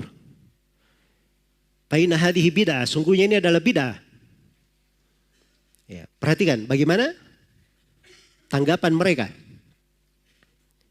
terhadap hal-hal yang seperti itu. Ya, jangan ada yang pakai dalil-dalil umum.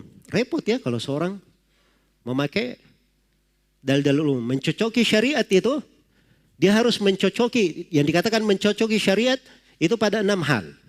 Mencocoki syariat. Iya. Mencocoki pada sebabnya, pada jenisnya, pada kaifiatnya, pada bentuknya, pada waktunya dan pada tempatnya. 6. Itu harus dilihat syariat pada 6 hal ini. Jangan keluar darinya. Ya. Jadi kalau misalnya ada yang berkata, enggak apa-apa saya sholat duhur. Setelah sholat subuh, saya sambung saja sholat duhur. Daripada saya ketiduran, ya, saya sambung saja. Ini boleh atau tidak? Hah? Tidak boleh. Kenapa? Karena ini tidak mencocoki tempat. Kalau ada yang menambah sholat duhur jadi 6 rakaat, hah? Boleh atau tidak? Tidak boleh. Semuanya berkata tidak boleh. Kenapa? Karena Nabi hanya menuntunkan 4 rakaat. Jelas ya? Menuntunkan 4 rakaat. Iya. Kalau misalnya ada yang berakikah, iya, ada yang berakikah dengan menyembelih unta, bagaimana? Boleh atau tidak? Nggak boleh. Akikah itu dengan kambing. Walaupun unta lebih mahal, nggak bisa, nggak syah. Hanya dengan kambing saja yang syah. Jelas sampai sini? Baik. Jadi ini pintu ditutup di dalam agama. Karena itu diriwayatkan oleh Imam Ad-Darimi dengan sanad yang sahih. Awal bid'ah amali yang terjadi di Kufa. Orang yang duduk di masjid itu. Berzikir, bertahlil, bertasbih, bertakbir. Ya. Ibnu Mas'ud mengingkarinya. Ibnu Mas'ud mengingkarinya. Beliau berkata kepada orang-orang yang duduk itu. Betapa kasihannya kalian wahai umat Nabi Muhammad. Ini pakaian Nabi kalian. Belum lagi usang, bejananya belum lagi pecah. Maksudnya belum lama meninggal. kalian sudah membuat perkara baru dalam agama. Hanya ada dua kemungkinan. Kemungkinan pertama, kalian berada di atas petunjuk lebih baik dari petunjuk Nabi dan para sahabatnya. Dan kemungkinan yang kedua, kalian ini muftatihu babi dhalalah, orang yang membuka pintu kesesatan. Hanya ada dua kemungkinan. Jelas ya? Karena itu ibadah ini, pintu ibadah itu datangnya dari Allah Subhanahu wa ta'ala. Ya, dia yang mensyariatkan sampai kepada kita melalui perantara Rasulullah sallallahu alaihi wasallam. Maka jangan ada yang mengada-adakan sesuatu ibadah di dalam agama ini tanpa ada petunjuk dari Nabi sallallahu alaihi wasallam. Iya. Maka ini kaidah yang sangat penting di dalam beragama, dan ini jawaban global untuk semua alasan orang-orang yang mengatakan Maulid itu apa?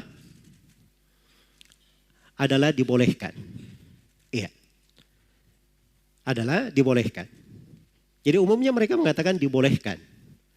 Tidak ada masalah. Ya, kalau ada yang agak ini, dia katakan istihbab. Ya. Ada yang ekstrim di masa ini, namanya Ali Al-Jufri. Dia katakan sunnah muakkadah. Maulid itu. Subhanallah. Ya, orang-orang sebelumnya tidak ada yang berucap seperti itu.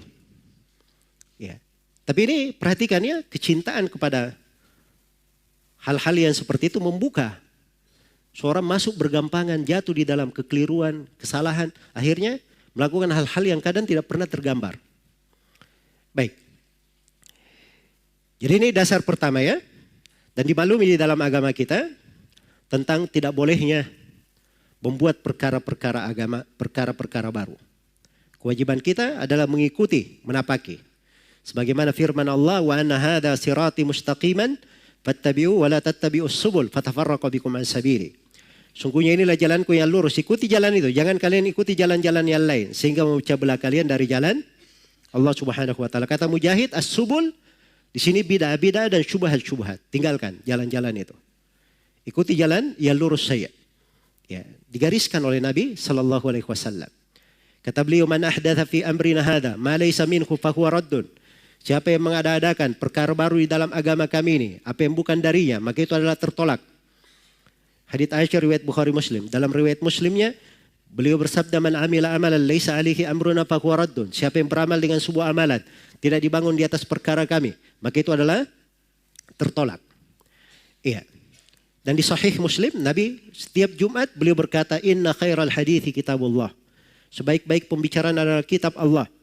Wa khairal hadi Muhammadin sallallahu alaihi wasallam.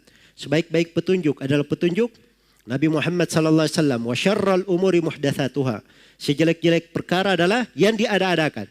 Wa kullu bid'atin dhalalah. Setiap bid'ah adalah sesat. Dalam riwayat An-Nasai ada tambahannya, wa kullu dhalalatin finnar. Setiap yang sesat tempatnya di dalam neraka. Iya. Di dalam hadits Irbad ibn Sariyah, riwayat Abu Daud dan At-Tirmidzi, Rasulullah sallallahu alaihi wasallam bersabda dalam wejangan beliau yang masyhur, kata beliau, fa innahu may ya'ish minkum fasayara ikhtilafan katsira. Fa'alaikum bi sunnati wa sunnatil khulafa'ir rasyidin al-mahdiyyin min ba'di. Tamassaku biha 'addu 'alaiha bin nawajid wa iyyakum wa muhdatsatil umur fa inna kulla muhdatsatin bid'ah wa kulla bid'atin dhalalah. Sungguhnya siapa di antara kalian yang hidup setelahku, maka dia akan melihat perselisihan pendapat yang banyak. Hendaknya kalian berpegang dengan sunnahku dan sunnah para khulafa ar-rasyidin yang mendapat petunjuk setelahku. Gigitlah sunnah itu. Peganglah dengan kuat, gigitlah dengan gigi geraham kalian. Ya, gigi geraham itu yang paling kuat ya, dari gigi. Disuruh menggigitnya dengan kuat. Dan hati-hati kalian dari perkara baru. Sebab setiap perkara baru adalah bid'ah, dan setiap bid'ah adalah apa? Adalah kesesatan. Baik.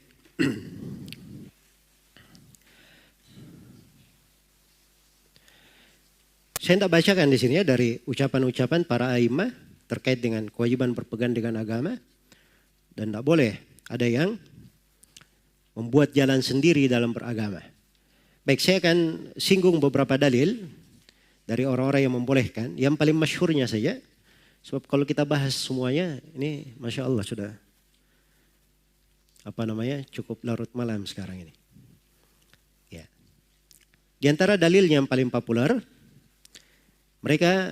jadi kalau ada yang bertanya, bagaimana kalau berdalil dengan ayat, Qul bi fadlillahi wa bi rahmatih, fabidzalika falyafrahu. Huwa khairun mimma yajma'un. Katakanlah dengan keutamaan Allah dan dengan rahmatnya. Dengan hal itulah mereka bergembira. Itu lebih baik dari segala dunia yang mereka kumpulkan. Nah, mereka katakan bahwa keutamaan Allah dan rahmatnya. Dari rahmat, ya, Allah subhanahu wa ta'ala adalah Rasulullah sallallahu alaihi wasallam. Ya. Maka memperingati lahirnya beliau itu bagian dari apa? Bergembira dengan apa?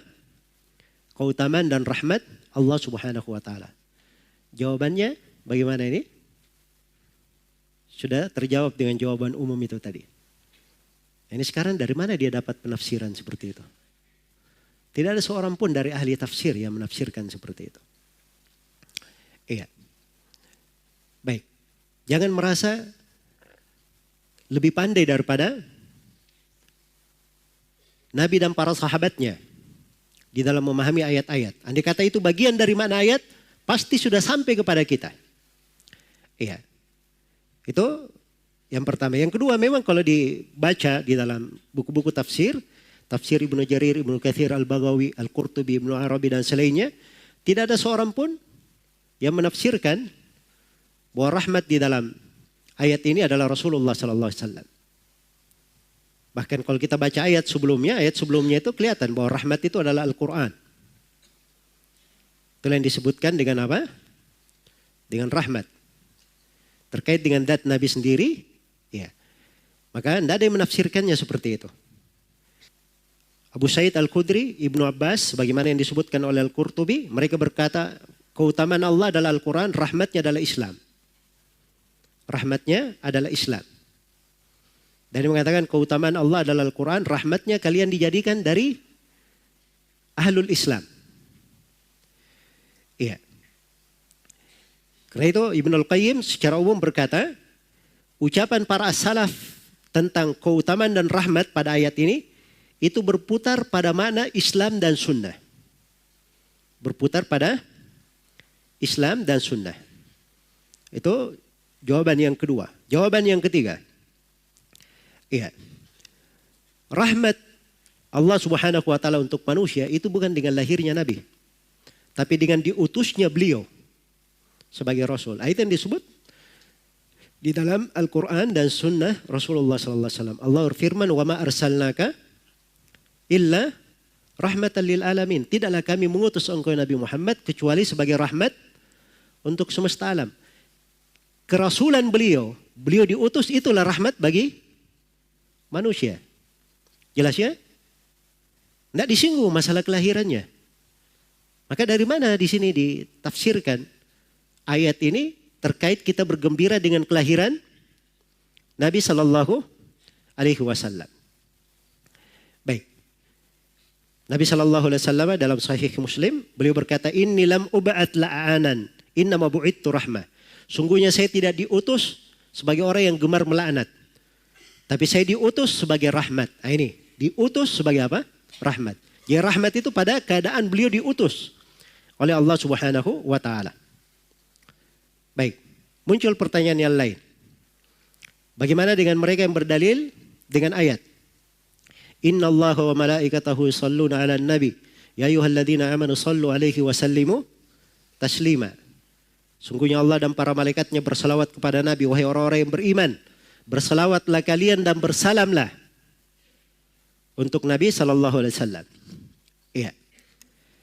Kata mereka, ayat ini kita diperintah bersalawat tentang apa? Memperbanyak salam. Dan maulid itu anjuran untuk banyak bersalawat kepada Rasulullah sallallahu alaihi wasallam. Baik. Jawaban yang pertama sudah ada di jawaban global. Tidak pernah ada dari para sahabat, para tabiin yang memahami ayat ini. Ada pembahasannya dengan pembahasan kelahiran Nabi sallallahu alaihi wasallam. Maka jangan menafsirkan. Ya, penafsiran yang tidak pernah dikenal oleh Nabi, oleh para sahabat, para tabiin dan tabiut tabiin. Ya, sebab itu artinya ada dua kemungkinan. Kamu lebih pandai daripada mereka. Ya, mereka keliru, kamu yang benar, atau mereka yang benar, ya tidak menerangkan hal tersebut karena memang tidak ada hubungannya, dan kalian yang keliru. Baik, jawaban yang kedua, ya, berselawat kepada Nabi Sallallahu Alaihi Wasallam itu disunnahkan pada setiap waktu. Disunnahkan pada apa? Setiap waktu, bukan di acara kelahiran Nabi Muhammad Sallallahu Alaihi Wasallam saya. Karena itu kata Nabi Sallallahu Alaihi Wasallam dalam hadits riwayat Muslim, "Man shalla alayya salatan, sallallahu alaihi biha ashran." Barang siapa yang bersalawat terhadapku satu salawat, maka Allah akan bersalawat untuknya dengan satu salawat ini sebanyak 10 kali. Jelas ya? Baik. Muncul pertanyaan yang lain. Bagaimana kalau mereka berdalilkan dengan hadits bahwa Nabi Shallallahu Alaihi Wasallam ketika ditanya tentang puasa hari Senin, kata beliau, "Dzalika yauma wulidtu fihi wa unzila alayya fihi." Ya. Ditanya tentang puasa hari Senin, maka beliau berkata itu adalah hari saya dilahirkan dan hari diturunkan wahyu padaku. Diturunkan wahyu padaku. Baik. Ini dalilnya yang paling sering dipakai. Ya. Bahkan kalau ada yang ditanya tentang maulid secara ringkas, apa dalilnya? Paling ini hadits yang disebut. Iya. Ini hadits yang dia sebut. Baik, ini hadits kira-kira diketahui oleh para sahabat atau tidak? Hah? Ya, tidak mungkin tidak diketahui. Datangnya juga dari sahabat. Sahabat yang meriwayatkan dari Nabi Sallallahu Alaihi Wasallam. Jadi sampainya kepada orang belakangan itu semuanya melalui jalur para sahabat, para tabiin, para tabiut tabiin. Ya. Masa mereka semuanya sangat lalainya mengalfakan makna di dalam apa? Di dalam hadits ini. Jelas ya? Baik. Iya. Yang kedua, jawaban yang kedua. Kalau yang diinginkan bahwa merayakan maulid itu adalah kesyukuran terhadap nikmat lahirnya Nabi. Katanya Nabi, karena itu adalah hari lahirnya, maka beliau pun berpuasa di situ, bersyukur. Menunjukkan kalau kita mengadakan ibadah yang lain boleh saja. Bagus. Sebab Nabi melahirkan apa?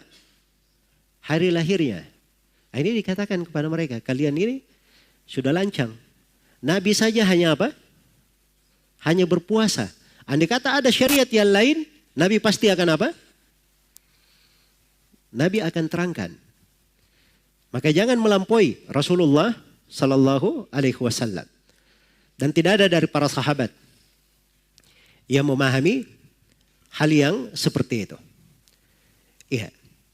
Kemudian yang ketiga, ini hadits terkait dengan hari Senin. Hari Senin itu dalam setahun datang berapa kali? Jangan tanya dalam setahunnya. Dalam sepekan berapa kali? 1 kali. Dalam sebulan paling sedikit berapa? 4 kali. Kan begitu? Ya. Jadi ini hari Seninnya terkait dengan puasanya. Ya. Sedangkan maulid itu cuma sekali dalam setahun saya. Baik. Kemudian Nabi Shallallahu Alaihi Wasallam ketika beliau hanya mencukupkan dirinya, ya, dengan puasa saya, maka harusnya kita juga mencukupkan diri dengan apa? Dengan puasa.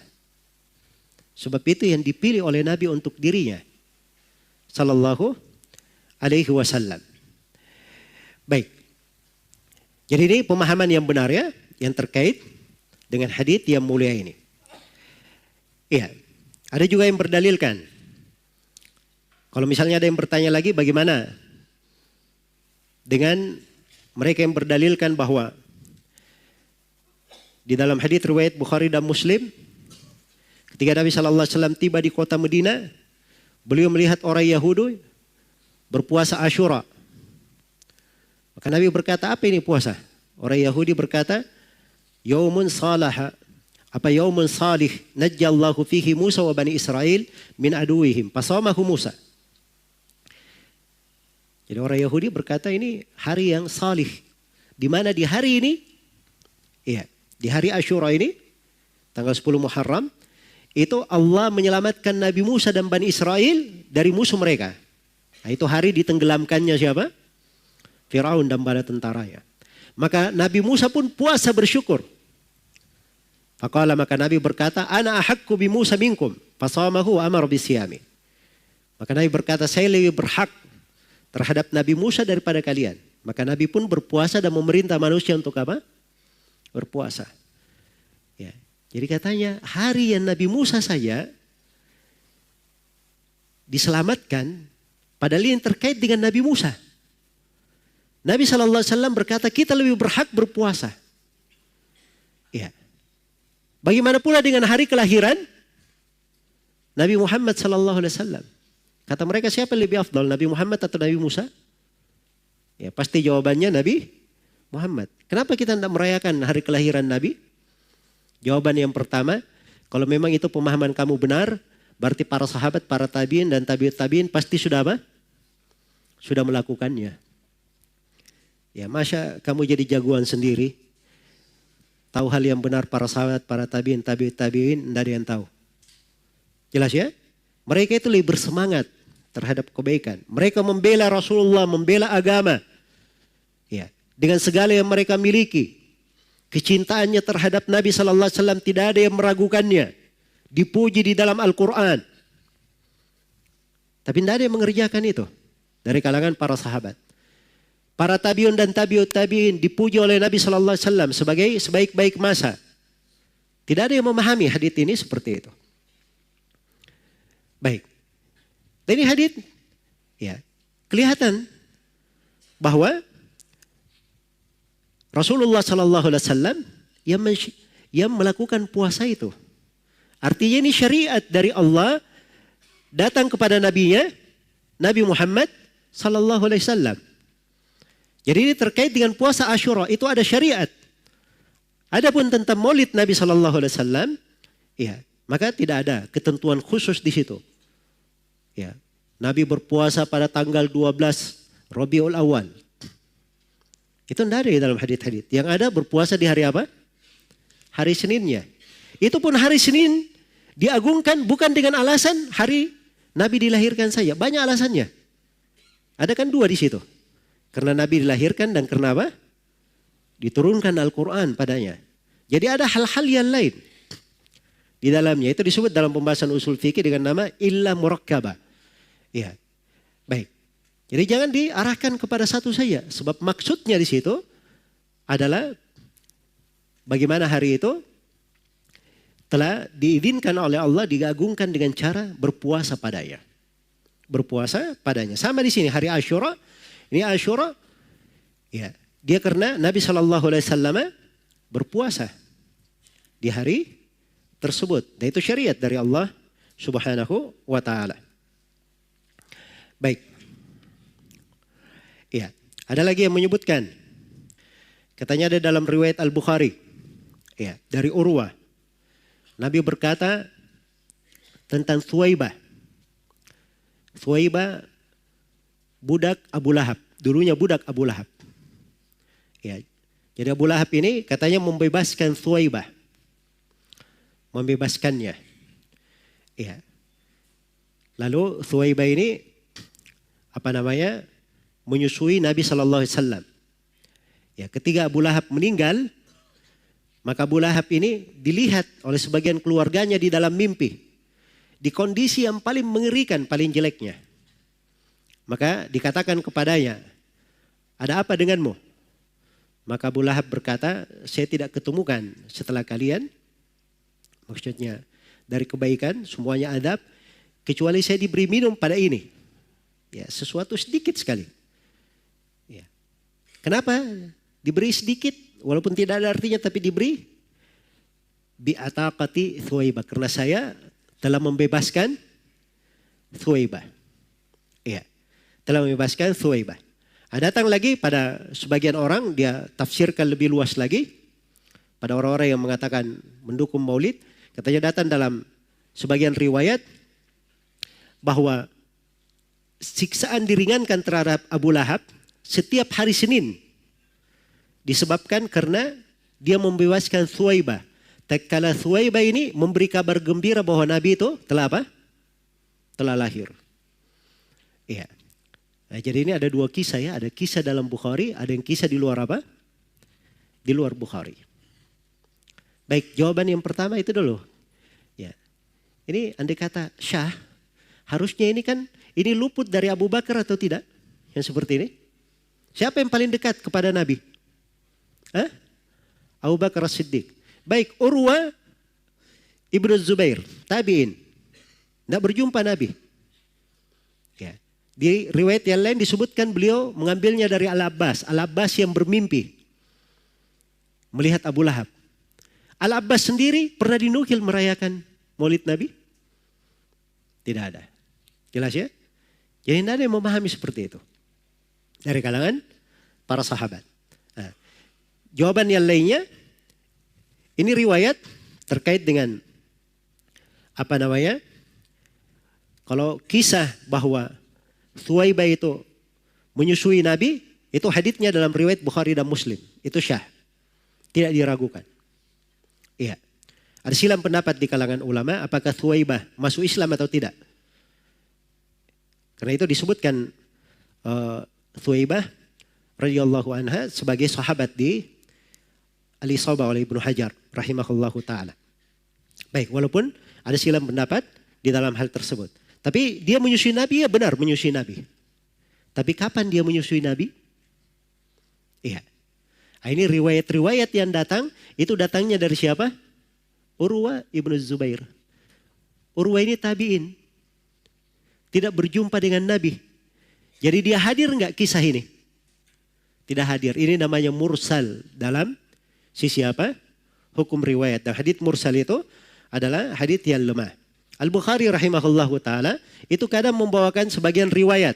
Ada yang mu'allaq, ada yang mursal di sebelum hadits sahihnya atau setelahnya. Nah itu dimaklumi. Dan Imam Al-Bukhari memasukkan dari mu'allaqat, dari beberapa riwayat yang apa namanya terputus di dalam sahihnya. Itu sekedar penguat. Tapi bukan dianggap sebagai hadits yang sahih sama dengan hadits-hadits yang telah diakui dan diterima oleh para ulama. Baik, jadi ini dibahas ya oleh para ulama. Dan Ibnu Hajar sendiri mengatakan bahwa ini mursal dari Urwa. Ya, dan yang menyebutkan bahwa dia diringankan siksaannya setiap hari Senin itu tidak ada dari riwayat yang menguatkannya. Ya, tidak ada riwayat yang menguatkannya. Kemudian dari sisi makna juga, andai kata ini sahih misalnya, atau sebelum kita bertolak kepada sahih. Ini kan mimpi. Ya kan? Mimpi. Sekarang mimpi hujjah dalam syariat atau bukan? Bukan hujjah dalam syariat. Baik. Jawaban yang keempat. Andai kata anggaplah itu benar. Iya. Thuwaibah ini gara-gara memberi kabar gembira kepada Abu Lahab. Wahai Abu Lahab. Ya, kemenakanmu lahir. Wah, Abu Lahab berkata, kamu karena kasih kabar gembira kepada saya, kamu bebas. Ya. Jadi katanya Abu Lahab saya bergembira dengan kelahiran Nabi, dia diringankan siksanya. Bagaimana pula dengan seorang mukmin yang bertauhid bergembira dengan kelahiran Nabi dengan merayakan apa? Maulidnya. Caranya mengkiaskan, Masya Allah ya. Nah, itu jawabannya secara berurut seperti itu tadi. Pertama, tidak ada sahabat tabi'in, tabi'ut tabi'in memahami seperti itu. Dari mana dia bisa memahami sendiri? Kemudian yang kedua, riwayatnya mursal. Kemudian yang ketiga ini mimpi. Mimpi itu bukan apa? Hujjah. Kemudian yang keempat, ini menyelisihi zahir Al-Quran. Ya, karena Al-Quran itu, di dalam Al-Quran orang kafir, amalannya itu bagaimana kalau kafir? Hancur amalannya. Wa qadimna ila ma amilu min amalin faja'allahu haba'an mansura. Kami hadapi amalan yang mereka kerjakan, lalu kami jadikan amalannya bagikan debu yang berterbangan. Itu menyelisih Al-Quran. Dan yang terakhir, di sini Abu Jahal, sebenarnya banyak jawaban ya. Ya, banyak jawaban di sini oleh para ulama, tapi saya ringkas. Ya. Baik, ini kegembiraan Abu Lahab dengan kelahiran Nabi waktu itu? Kegembiraan sifatnya apa? Sifatnya ibadah atau kegembiraan tabi'i? Saya misalnya punya saudara, ya, lahir anaknya, saya gembira atau tidak? Saya gembira kan begitu, itu tabiat namanya. Tabiat, itu tidak terkait dengan apa? Tidak terkait dengan ibadah. Baik, kalau ada yang bertanya, berkata lagi, bukankah boleh memuji Nabi Sallallahu Alaihi Wasallam? Karena para syair-syair mereka membacakan syair-syairnya di depan Nabi, memuji beliau Sallallahu Alaihi Wasallam. Ya, maka ini dalil tentang bolehnya hal tersebut dilakukan di Maulid. Maka jawaban yang pertama ini, para sahabat yang mengucapkan syair kepada Nabi, dia ucapkan di pembahasan apa? Di situasi Maulid? Jawabannya tidak ada. Ya. Jadi dari mana kalian memasukkannya di pembahasan? Di pembahasan Maulid. Kemudian yang kedua, apa yang diucapkan oleh para sahabat tersebut itu pujian-pujian dalam batasan yang dibolehkan oleh syariat. Memang mereka memuji Nabi itu untuk membantah orang-orang kafir. Iya. Kadang Al-Hassan bin Thabit radhiyallahu taala anhu memuji Nabi sallallahu alaihi wasallam dengan syairnya, beliau memang menghujat kaum musyrikin yang mencela Nabi sallallahu alaihi wasallam. Dan ini bentuk dari membela agama namanya.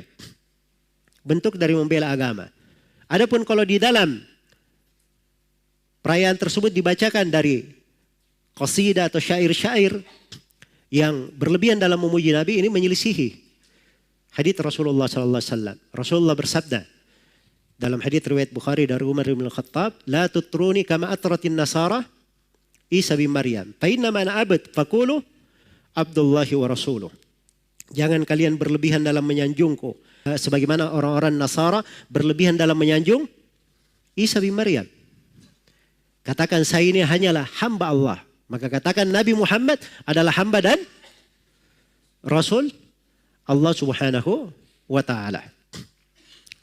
Baik. Ya. Ada lagi yang mengatakan, ini disebutkan dari As-Sakhawi rahimahullahu ta'ala. Ya. Jadi kalau ada yang berkata, ya, orang-orang Nasara, ini As-Sakhawi berkata ya, kalau ada yang berdalil dengan ucapan As-Sakhawi, "Idza kana ahlus salibi ittakhadhu lailata maulidi nabiyihim 'idan akbar, fa ahlul islami aula bitakrimi wa ajdar." Kalau orang-orang pengikut salib, maksudnya orang-orang Nasara, mereka menjadikan malam lahirnya Nabi mereka sebagai hari raya yang besar, ya hari raya yang besar ya, diperingati setiap tahun tanggal 25 Desember kan begitu. Ya, hingga hari ini diperingati. Jadi kalau orang Nasara memperingati kelahiran Nabi-nya seperti itu, maka harusnya umat Islam lebih pantas lagi. Ya, ini ucapan As-Sakhawi. Baik. Jelas ya? Memang tidak banyak yang berdalilkan dengan hal ini. Tapi ada juga yang membawakan itu. Ya. Karena ini ucapan dari As-Sakhawi rahimahullah jelas kelirunya. Karena itu Ali Qari sendiri, yang notabene Ali Qari ini termasuk ulama yang menulis buku pembolehan maulid, dia nukil ucapan As-Sakhawi dan beliau bantah ucapan As-Sakhawi ini. Beliau katakan, "Qultu," saya berkata, "lakin yaridu alaihi annana ma'muruna bi mukhalafati ahlil kitab." Akan tetapi ucapan As-Sakhawi tidak bisa diterima karena kita diperintah untuk menyelisihi ahlul kitab. Iya.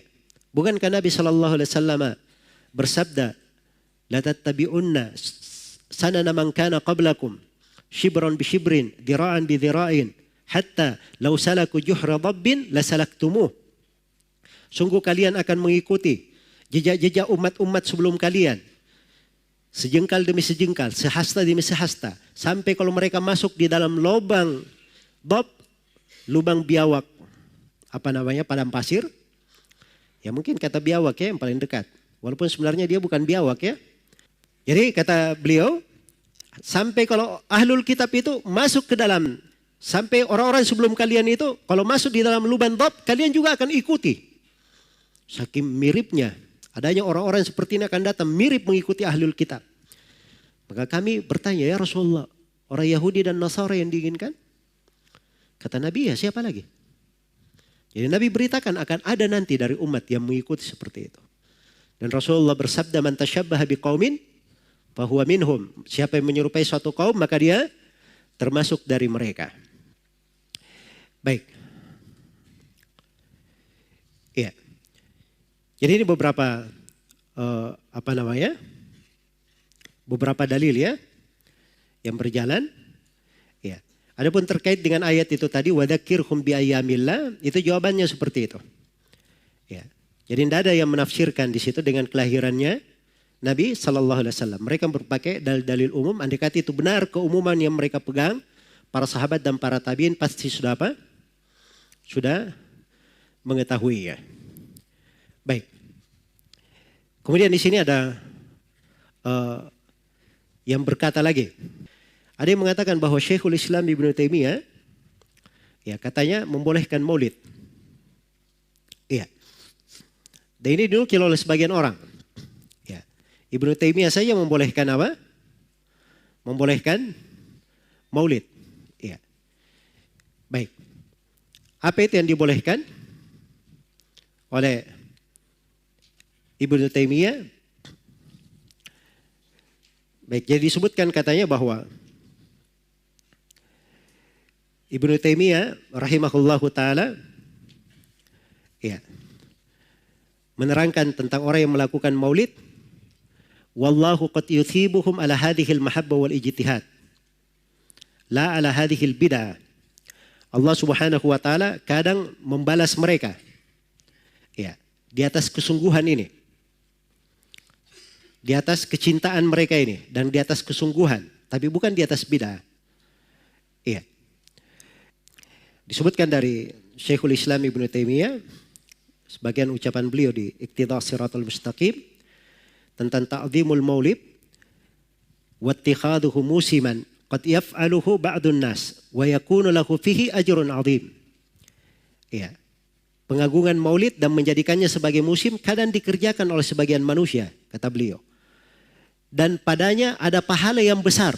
Li husni qasdihi, karena bagusnya maksud dia, wa ta'zimihi li Rasulillah sallallahu alaihi wasallam, karena dia mengagungkan Rasulullah sallallahu alaihi wasallam. Baik. Ini ucapan dari Syekhul Islam rahimahullahu taala. Ini memang ada dari ucapan beliau. Tapi beliau bukan di konteks orang yang membolehkan apa? Membolehkan maulid. Saya sudah bacakan ya ucapan beliau tegas bahwa maulid itu adalah apa? Adalah bid'ah. Dan ucapan-ucapan beliau di tempat lain juga tegas akan hal itu. Hanya saja memang beliau membahas di sini terkait dengan sebagian orang yang kadang dia berbuat maulid tersebut, dia punya niat yang bagus. Dia punya niat yang bagus. Tapi dia tidak bermaksud menyelisihi syariat. Dia tidak sengaja di dalam hal tersebut. Nah, itu yang dibahas oleh beliau. Ya. Maka ini yang dikatakan bahwa siapa yang melakukannya, maka dia dapat dari apa? Kadang dia dapat dari pahala. Ya, dan ini ucapan benar ya. Karena di dalam hadits riwayat Bukhari dan Muslim tentang kisah orang yang wafat itu, ketika dia akan meninggal, dia katakan kepada keluarganya, kalau saya mati, bakarlah saya. Ya. Karena kalau Allah mampu membangkitkan saya pasti disiksa. Maka begitu dia meninggal, dibakar oleh keluarganya. Sebagian debunya dilempar ke laut, sebagiannya ke tanah. Maka Allah berfirman, berdiri lagi orang tersebut. Ditanya, kenapa kamu melakukan itu? Dia berkata, wahai Rabbku, karena saya takut kepadamu. Maka dia diampuni. Ini orang ragu atas kemampuan Allah bisa membangkitkannya. Tapi dia tidak tahu tentang hal tersebut. Dia punya niat yang baik. Dia takut kepada apa? Siksaan Allah Subhanahu wa ta'ala. Maka dia diampuni karena hal tersebut. Jelas ya? Baik. Jadi karena itu di dalam orang-orang yang membolehkan, karena ada sebagian orang dia sudah berijtihad, ya, berusaha bertindak sebagai dalil, maka mungkin ini dia punya sisi pahala dia berijtihad. Kalau dia memang ahli ijtihad, dia berijtihad. Seorang mujtahid kalau berijtihad, dia benar dapat berapa? 2 pahala, dia salah dapat 1 pahala. Kan begitu. Mungkin kadang ada orang yang diberi pahala dalam hal tersebut.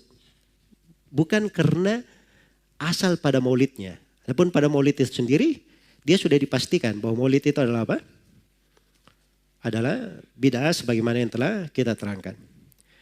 Baik. Ini ada yang berbicara tentang definisi maulid. Ya. Apa disebut maulid atau maulud? Ya. Kemudian setelah itu ada dari ucapannya. Ya. Jadi katakan dikala Anda menolak maulid atau menolak maulud dengan pengertian seperti ini, dia terangkan makna secara bahasa ya. Maka Anda keluar dari Islam. Ya. Saya menentang maulid Nabi. Berarti Anda menentang kelahiran Nabi SAW. Saya menentang maulud Nabi. Berarti Anda berhadapan dengan Nabi. Anda musuh Nabi. Ini memang ucapan. Yang mengucapkannya saya kira dia tidak memaksudkan untuk mengatakan orang yang tidak maulid misalnya kafir dan seterusnya. Dia bahas dari sisi apa? Dari sisi bahasa. Ya. Dan maksudnya juga bagus. Ya, katanya kalau kita ingin bahas sesuatu kita bahas dulu dari sisi definisinya. Dia mulai bahas dari sisi bahasanya, tapi sayangnya dia tidak bahas dari sisi istilahnya. Iya, jelas ya? Maulid itu, ya, kata al-maulid itu bisa isim makan dan bisa isim zaman, bisa bermakna waktu kelahiran dan bisa bermakna tempat kelahiran. Itu memang betul. Ya. Dan saya kira di antara umat Islam ini tidak ada yang mengingkari apa? Kelahiran Nabi SAW. Ada yang mengingkari kelahiran Nabi? Ya. Di antara orang yang membolehkan dan melarang maulid itu tidak ada sama sekali lewat di tengah mereka pembahasan mengingkari kelahiran Nabi. Karena tidak seorang berakal pun yang membahas di dalam mengucapkan hal tersebut. Ya. Makanya kalau ada yang membahas ini namanya keluar dari inti masalah. Keluar dari inti masalah. Akhirnya ucapannya dianggap bisa dibawa kepada pengertian lain oleh manusia. Ya, dan ini adalah hal yang gak layak. Baik. Yang kedua.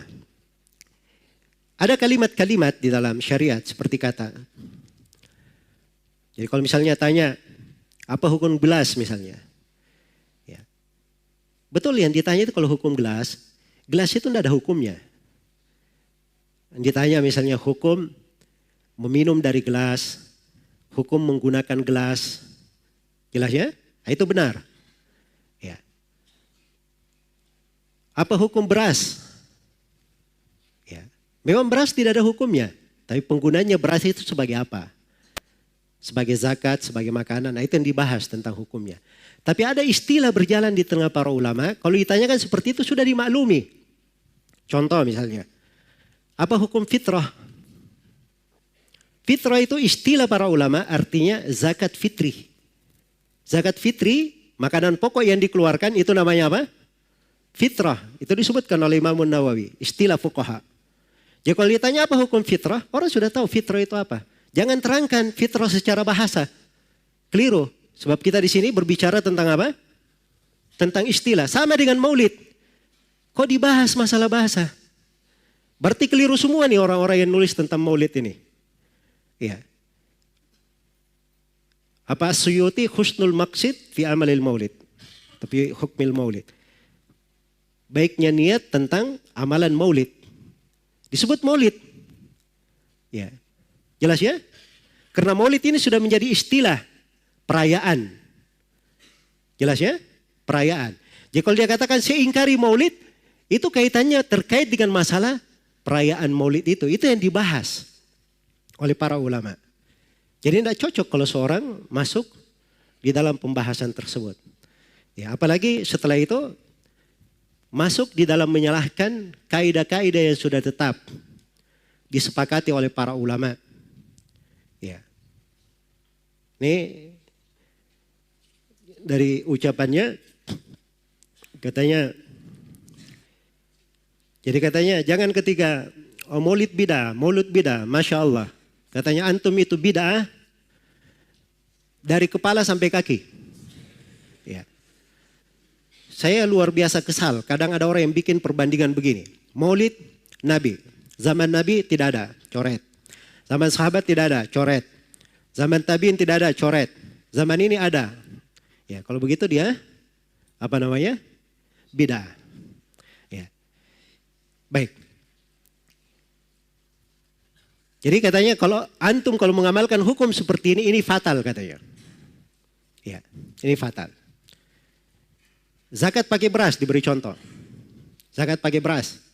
Zaman Nabi coret, zaman sahabat coret, zaman tabi coret, zaman ulama coret. Ya zaman antum ada, berarti antum bid'ah pakai beras. Ini pertama masuk di dalam hal yang dia menyelisihi kaidah yang sudah jelas. Itu benar kaidahnya. Tidak ada di masa Nabi dan para tabi'in, tidak ada di masa Nabi, para sahabat, para tabi'in. Dari hal memang diterangkan yang tidak ada itu kayak bagaimana bentuknya. Dari hal yang di masa Nabi itu sebabnya ada. Iya. Konsekuensi hal yang menyeru untuk melakukannya itu ada dan tidak ada penghalang di masa Nabi. Yang seperti ini itu tidak bisa menjadi apa? Menjadi syariat. Pasti dia masuk ke dalam bid'ah. Ada di masa Nabi. Bisa dikerjakan. Sebabnya ada. Ya, diperlukan. Tapi tidak dilakukan oleh Nabi dan para sahabatnya, maka itu apa? Masuk di dalam bid'ah. Jelas ya? Atau hal yang ditinggalkan oleh Nabi, para sahabat, para tabiin, memang mereka sengaja meninggalkannya. Maka ini siapa yang mengerjakannya berarti dia adalah apa? Adalah bid'ah. Ini memang kaidahnya di situ, jangan dibolak-balik. Memang betul, tidak semua yang tidak ada di masa Nabi itu bukan bid'ah. Mobil tidak ada di masa Nabi, bid'ah atau bukan mobil? Ya, bid'ah secara bahasa, tapi secara syar'i apa? Tidak. Dia dibolehkan. Ya, jangan masuk dalam pembahasan itu. Fokus, katanya fokus. Ini keluar pembahasan. Ya. Keluar pembahasan. Jelas ya? Terus memberi contoh beras. Ini saya nggak tahu zakat apa yang diinginkan. Kalau diinginkan zakat adalah zakat hasil bumi, maka beras masuk di dalam keumuman ayat. Wa atu haqqahu yauma hasadi. Kalau dia inginkan dengan zakat adalah zakat fitri, maka beras masuk di dalam keumuman hadits sa'an min ta'am. Satu sok dari makanan. Bukan gandum, bukan ini. Tapi makanan. Makanan, beras masuk makanan atau bukan? Makanan. Berarti ada dalilnya dari Al-Quran dan hadits. Jangan langsung bilang, oh tidak ada di masa Nabi. Dari mana dia bilang tidak ada? Iya. Ini karena kurang detail di dalam apa? Melihat dari dalil-dalil. Ya. Siapa yang mengatakan bahwa mushaf itu dikumpulkan itu di masa Utsman? Tidak ada di masa Nabi sallallahu alaihi wasallam. Memang tidak ada di masa Nabi, tapi Nabi sallallahu alaihi wasallam sudah memberikan pondasi-pondasi syariatnya. Iya. Beliau perintah kepada Abdullah bin Amr bin As menulis dari beliau. Beliau berkata kepada para sahabat, "Uktubu li Abi Syah." Iya. Ini semuanya dari dalil-dalil yang menunjukkan bahwa penulisan itu adalah hal yang apa? Hal yang dianjurkan oleh Nabi. Karena itu ketika dikumpulkan, itu berjalan sesuai dengan kaidah-kaidah yang sudah diterangkan oleh Nabi Sallallahu Alaihi Wasallam. Sama dengan sholat tarawih. Ya, memang di masa Nabi tidak ada sholat tarawih setiap hari.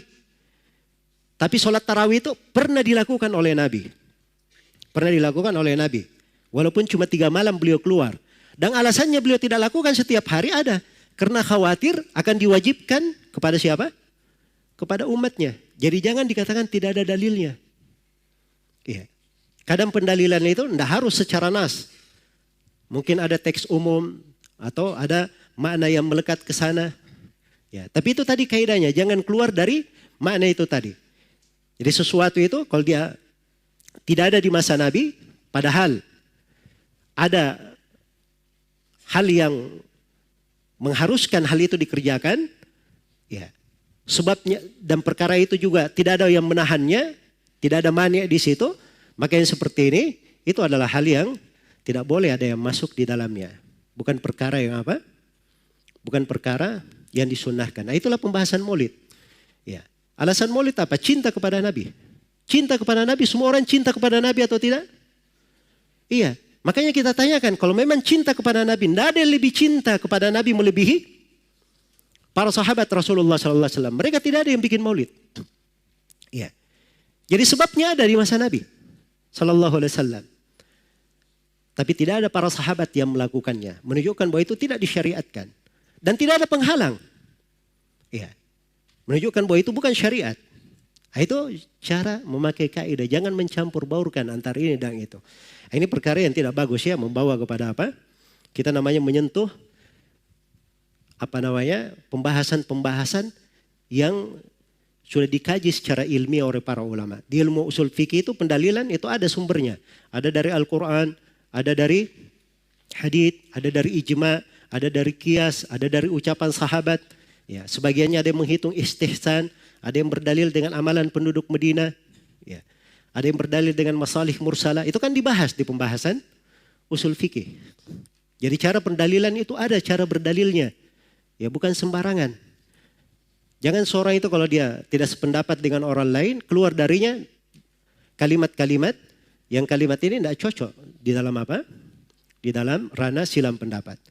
Baik, jadi ini mungkin yang bisa saya terangkan di pertemuan ringkas ini. Walaupun banyak sudut ya saya belum jelaskan. Tapi mudah-mudahan apa yang dijelaskan pada pertemuan malam ini bermanfaat untuk semuanya. Wallahu ta'ala alam.